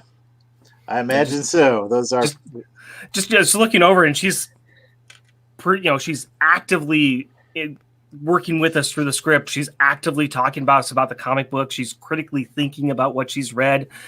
That meant a lot to me right there. And I'm like, this is working, and she's getting it, and we're having a lot of fun together. So yeah, those definitely are some bonding moments there. Yeah. So what? But the big question is, what's your favorite LBC episode? Now that's a very good question. They're also great. There's this great one you guys did this last Crusade Miss, where we're talking about a really cool comic book called Damage Control. That was a good one you guys did. Who was the guest? I don't remember that one. No, God, you guys put out so much content that there's a lot. You guys really do a lot of content, and it's great. I laugh a lot when I'm listening to you guys. I think I speak for a lot of your fans. The best part about what you guys do is the banter you have between you and the friendship, the family and friendship that you guys have. I mean, 2 of your brothers, one of you is as close to brother as them, but the friendship that you guys have and the banter and just the way you easily play off each other, that's what makes it work for you guys. So congratulations on that. And that's what makes everything you do great. Thanks.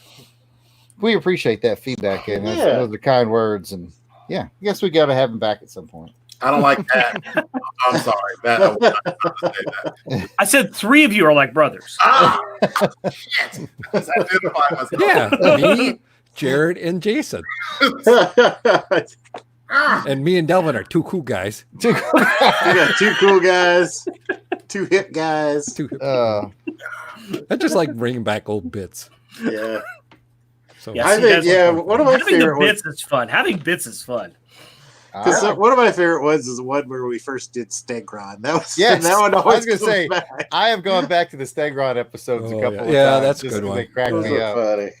I like the Hitman when we did Watch out for the Hitman. That was a good one too. Now I threw a question up from GLHG, and I have one that I got from he put on Twitter that he may have forgotten about. His question was, will Jason ever get the USS flag to go with his Sky Striker? No. Everybody said no. Okay, we'll see. Yeah. Paddle gate. And then he asked a great question: favorite episode from another podcast, one that's not from our library. I got one for this one while you guys are thinking about it. Go ahead. This is Ryan Daly has got his soundtrack selections that he's doing now. Mm-hmm. I've gone back to a couple of those a couple of times. I really, really like what he's done on there. Oh, I think 2 cool guys on this screen are about to be on an episode of that. It's fun. It is fun. What's that? The soundtrack one? Yeah. Soundtrack selection. The idea is that he brings a guest on and they bring 6 songs from movies. He brings 5 songs from movies, and then they go back and forth and talk about them, and they put together a soundtrack. And you get to talk about the movies, you get to talk about the music, you get to talk about your thoughts about when you saw it or why it's important to you. Mm-hmm. It's just a great concept that lets you revisit scenes from movies you like, or movies or songs. There's a great juxtaposition of all those things that come together. Sounds really fun and original. I think I think you can look forward to a couple of brothers on that one. Yeah, 2 cool guys. He made us each pick 3, so that's cool. But I believe the theme of the episode might have something to do with Action Film Face Off, or maybe another podcast we do. I can see the Bond one. We'll see. Jason, we got invited because we're fancy. Mm-hmm. Yes. Yeah, I was the second person to email him like immediately after he dropped it. I was right there. I was like, I must be on this show. I will be on the show. I have thoughts about movies. I have thoughts about music, and I love this. So that's what I would say. I've gone back to visit that one a few times, and I think it's a really good concept. Plus, it's great music that you listen to. You get to play. Definitely. I'm going to give a shout out to a podcast I heard on the Fire and Water Network, and I'm not going to remember which title it fell under. It's probably an F&W Presents, but Shag had a guest on one time. It was Shag and this other guy, and I think it was called the Defense of the DC Movie Universe or something like that, in that vein. And this guy came on and kind of what Shag would do was go out to the internet and find some of these complaints and criticisms and things about the DC movies. And the guy would address them and say why the complaint is not valid, or explain what the misunderstanding was, or this and that. And I was just completely engaged. And I've always liked the DC movies anyway. In fact, I once did a panel at a Comic-Con. It was Marvel movies versus DC movies, and no one wanted to do the DC movie side, so I did it. And it was not an easy position to take, but I'm proud to say that I got a standing ovation at the end of that panel, and there was about 200 people there, but all from DC Comics. But the point is, going back to the podcast, and I want to say it was an F&W Presents, but there's one where Shag gets with this guy and he defends the DC movie universe, and it was fantastic and compelling. So it always stuck with me. That's such a bad premise, though. Even for a Comic-Con, Marvel movies versus DC movies. The name of the panel was Marvel versus DC Cage Match. And that's just feeding red meat to the trolls, isn't it? Yeah, I know. For the moment the group came in, everybody was looking at me like that. Poor bastard. You, what have you done with your life? And I'm just like, hear me out. And what the smart tact I took was not to try to say, and this is the smart tact to take in a lot of areas of your life, people. So listen, is not to try to prove this movie's superiority to that movie, especially by tearing the other movie down. But just to say, the main talking point I had was summed up this way. There was this one girl, and she was just shooting at me the whole time. Blah, blah, blah. And at the end of it, I said, how old are you? And she said, I'm 16. And I said, let me tell you what the comic book movie landscape was like when I was 16. And it was bleak. Superman, which was pretty good. Superman 2. Yeah, Batman 89 was pretty good. I said, you live now in tumbleweed. Yeah, I know. I told her, I said, you should be so thankful. You live in a time where you can go, this movie, that movie, that movie over there. This, like, you got 45 movies to pick from and parse out. We had to take what we could get. So you're right, man. I mean, we would have killed a man for Batman, Superman, Dawn of Justice. in comparison, if say Batman versus Superman came out in 1998. Oh my God, this is the best movie ever. Oh, could you imagine Christopher Reeves versus Michael Keaton? No. Versus Adam West. Adam West. Oh, that'd be so fun. Watch it. Yeah. I want to see that. Yeah, I'll watch it. Yeah. I mean, people. Yeah. I mean, if you think about it, what are some of the ones that people love to poop on? Green Lantern.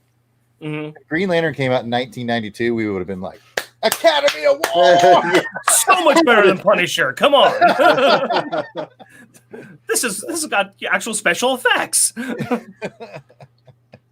Yeah. So anyway, I got carried away on a sidetrack. Pat, what about you? You got favorite podcast not from our network? I was just trying to think about one, but there's so many that I listen to. I'm a big, again, podcast listener. So I'm going to show you guys if you look at my screen, I have about. That's Pornhub. Yeah.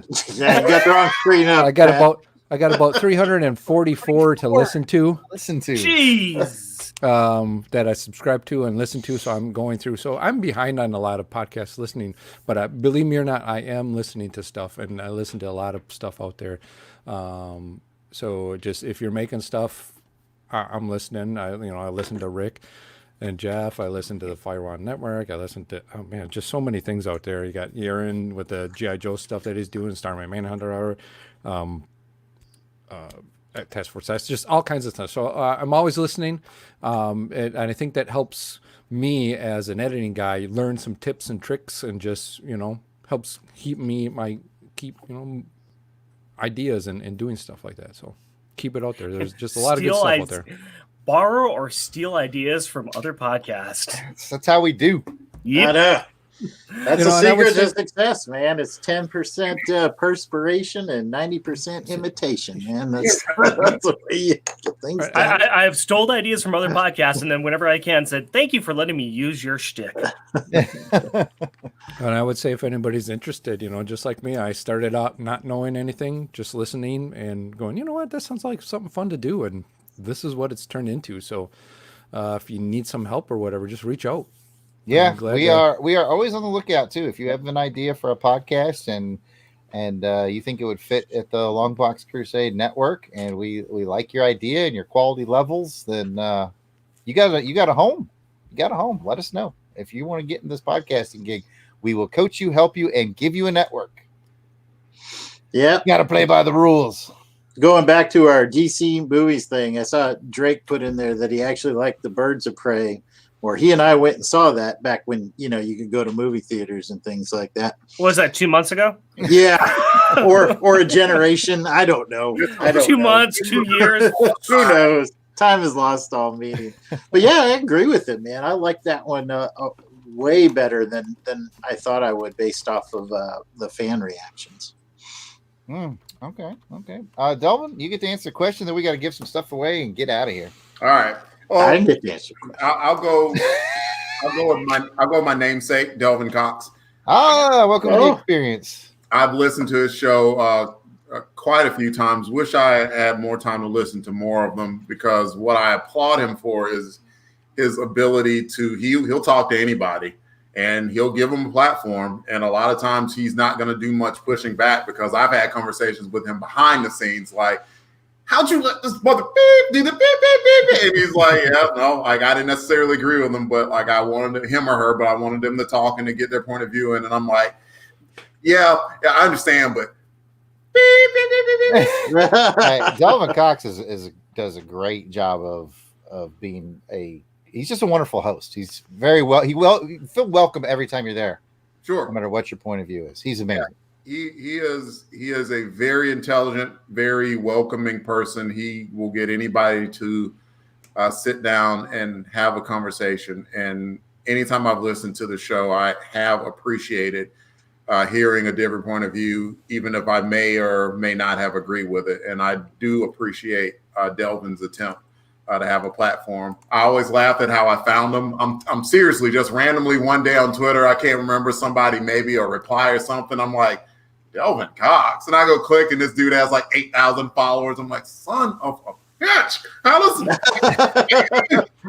took my name? He took, and this is, and I happened to reply to him, you know, really just joking. I was like, I just found another Delvin who has 15 times the followers that I have. And he replied back. And next thing I know, I'm on his podcast and we're having a conversation. And yeah, so Delvin, definitely. He's a cool guy. Cool guy. Best episode Really is when he had all of his best friends on to play Dungeons and Dragons. Yo, that was such a great time. A good one. Two cool guys. Yeah. D&D. I guess my invitation got lost or something. Ridiculous. All right, Jason, regale us with what classy podcast you're listening to, because we all know you listen to classy podcasts.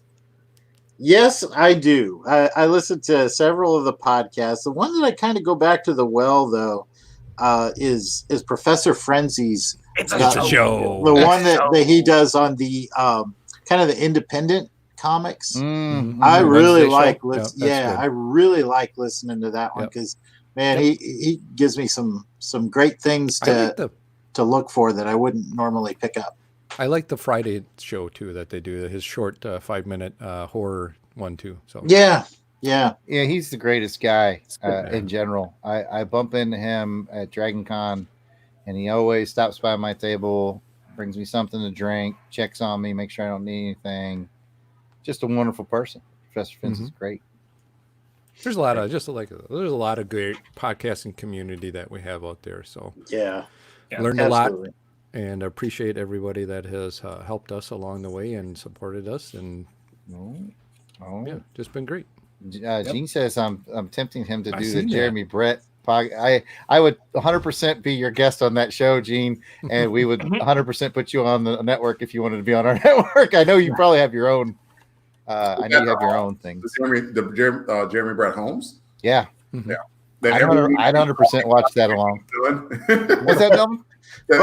Talking about that we should have done instead of Every time we ask, who's your favorite incarnation? Jeremy Brett. Why are you doing this, loser? Why aren't you doing Jeremy Brett? Ron Howard is a I like Ronald Howard once. I do too. I'm enjoying it. Leave Ron Howard alone. Leave Ron Howard alone. But I tell you what, Gene, if you throw down on that, I will definitely be on it with you. And we can put on your network or ours. It doesn't matter to me. All right, let's get these giveaways done. Let's give some stuff away. It's almost that time. Courtney's got to wants eat do dinner. a wrestling podcast with Delvin, by the way. I think that would totally go. I think we could have that on the network. 100%. I think we could too. You're not a real podcasting network until you do a wrestling show on your network. That's what I heard. better get on that then. All right, let's Dinner time. Can you smell what Courtney's cooking? All right, let's give away the wretch. How many do we have entered there, my friend? Are we down to what, 13? Looking at Delvin. Really? Oh, is it the Giveaway. same people as before? Yeah, Oh, okay. In that case, I think it's down to let 13. me write up now. your numbers so Angelica wouldn't be 4 again. You could just take her off the list. She doesn't need another copy of the Yeah, Rich. she's already got a copy of the Rich and a free binding. What more can we give her? Still rewriting the numbers. While he's rewriting the numbers, which I think go to 14. I think 13. 13. Yeah. Rick, give us a number. 7. 7. 7 is Gene Hendricks. Gene, Hendricks. broadcasting machine. I got a prop. You can't have mine, but yours will look similar. The Wretch. You are welcome, Gene. Mm-hmm. Very You cool. have won the Wretch. I will pass that information along to Tim at he's not cheating, ladies and gentlemen. Yeah. Tim at omahabound.com. I made it smaller so it's hard to see. Right. I tried to make it bigger. Exact opposite. Look, there it is, everyone. The little thumbnail. I give up. This is how we're doing the rest of the show. This is how the show's happening. All right. Rick, give us one more number so we can find out who's going to win the Captain America All right, let's go ahead and do DVD. 9. 9. DVD's nuts. Thank you, Pat. Is 9 from my list too? Go for it, yeah. Oh, in that case, if you were able to squint and see that fine print, 9 on that list would have been Big Easy. Big easy. Big Easy. Easy. Take it easy. And the Wretch Take it easy was, with your DVD. Nuts. Gene Hendricks won the Wretch. Set. Okay, I got it. And then finally, Pat, do you have the patrons list up? 30 patrons? I do not, but I can. I might already have mine up in the background. Rolling down the I road. don't. trying to Well, you make pull it up, I'll me show them what they're going to win.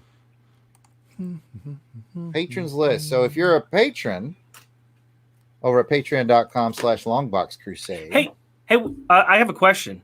Yes. Go How ahead, do you Rick. become a patron? Oh, it's easy. Is it easy, Jared? Is it as easy as getting the Sky I'm Striker? gonna high five you to the corner here. Yeah. There we go.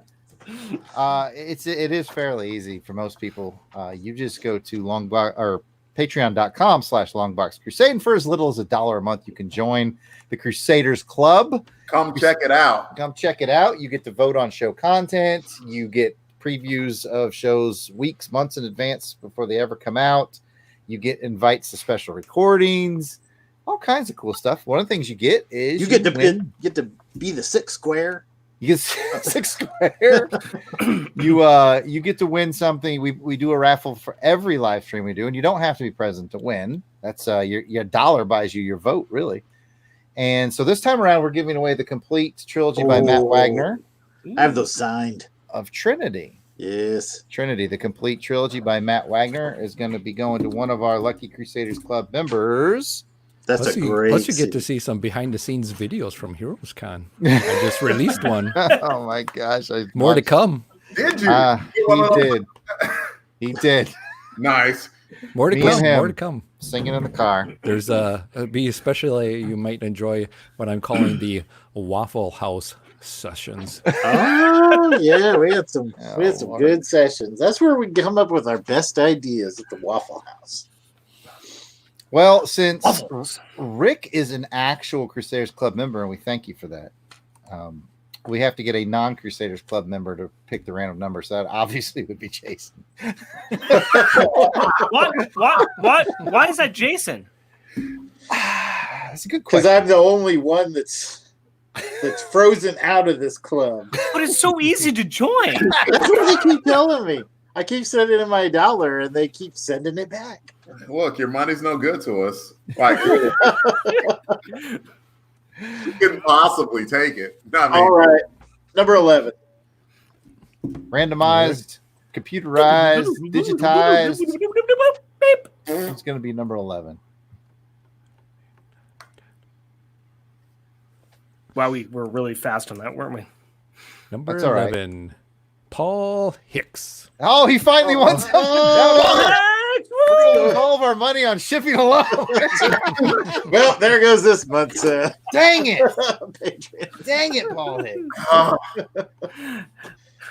Oh. I had this whole grand plans for that replica of that thing and stuff. Not anymore. So no Omaha bounding for LBC crew this month. No, and all the money's going to Paul Hicks.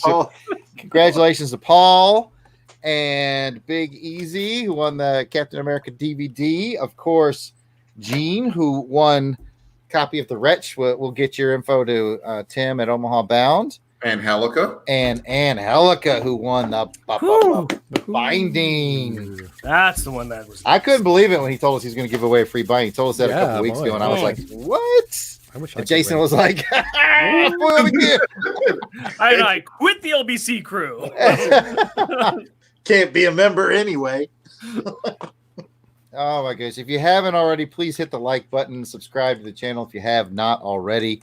You can also subscribe to Yard Sale Artists channel. That would help me out, and I'd appreciate it. You got a channel, Rick? You want to plug? Not a channel, just you can come and check us out on Unpacking the Power of Power Pack, where we talk about the most underrated comic book of the 80s, Power Pack. When you And guys I do that with my unbound friend, Jeff. When you I guys hear finally they're making do a comeback though. when you guys finally do that what's the word I'm looking for? Unreleased Power Pack TV movie. We did that one. We did that one. I Yeah, we missed covered it. that one. Yeah, it's happened. It was about 10 or 11 episodes ago, I think. We did a Oh, live. We did that one live, actually. Dang, I gotta go. We're out camping and Can't set keep up up our with you. thing, and we're out there. Oh my We're out god! there live in front of our friends did I doing not- a camping. How did I not see that? All right, I gotta get on that. I gotta get on it. I'll text you which one it was. I'll send it to you. What was your overall? I can look in your feed. What's the what was your overall thoughts of the movie as we wind down? That TV show, you mean? Yeah. It's not good. It's not great. Yeah. Good. You can see they're trying some things, but the special effects are minimal. The music they have is right out of Disney's Beauty and the Beast. If you listen to the background music, it's like, wait, this is from Beauty and the Beast. What's going on? The kids that they've got chosen are fine. It's got problems. It's got serious problems. But it's there. I stumbled across it on YouTube years ago, and one of my very best friends, the godmother to my children, is a huge Power Pack fan. So I was like, I was like, look what I found. I hadn't watched it yet, and then she wrote me back. She's like, why would you do this to me? Not good. I was like, I didn't know. I hadn't watched it. I just found it. I thought you'd be interested. It was our episode 39. 39. Nice. Okay, I failed Did to it somehow miss live. that. Yeah. Live at a campground. It was Live at the campground. live at a campground. It was fun. That's another one where my daughter actually was our guest on. She was sitting right in between Jeff and I, and that was a lot of fun. That's a dangerous spot to be in, so I'm proud of her. And the crowd of people who had in front of us, we gave them beer. So Oh, All right. well, that's that's another- get me to sit there and watch the movie. that's another fun thing that we do as well, is we have a beer for each one of our episodes. And I find a beer that somehow matches with the comic book that we're doing. So It takes Very a little cool. effort. yeah. If I can plug it as well, if you want to see me in some other spots, you can also find me at the Oregon Employment Department's YouTube site, telling people how to file for unemployment insurance claims. Oh, stars on the rise. Yeah. Well, yeah. But you're doing a lot of that lately. Yeah.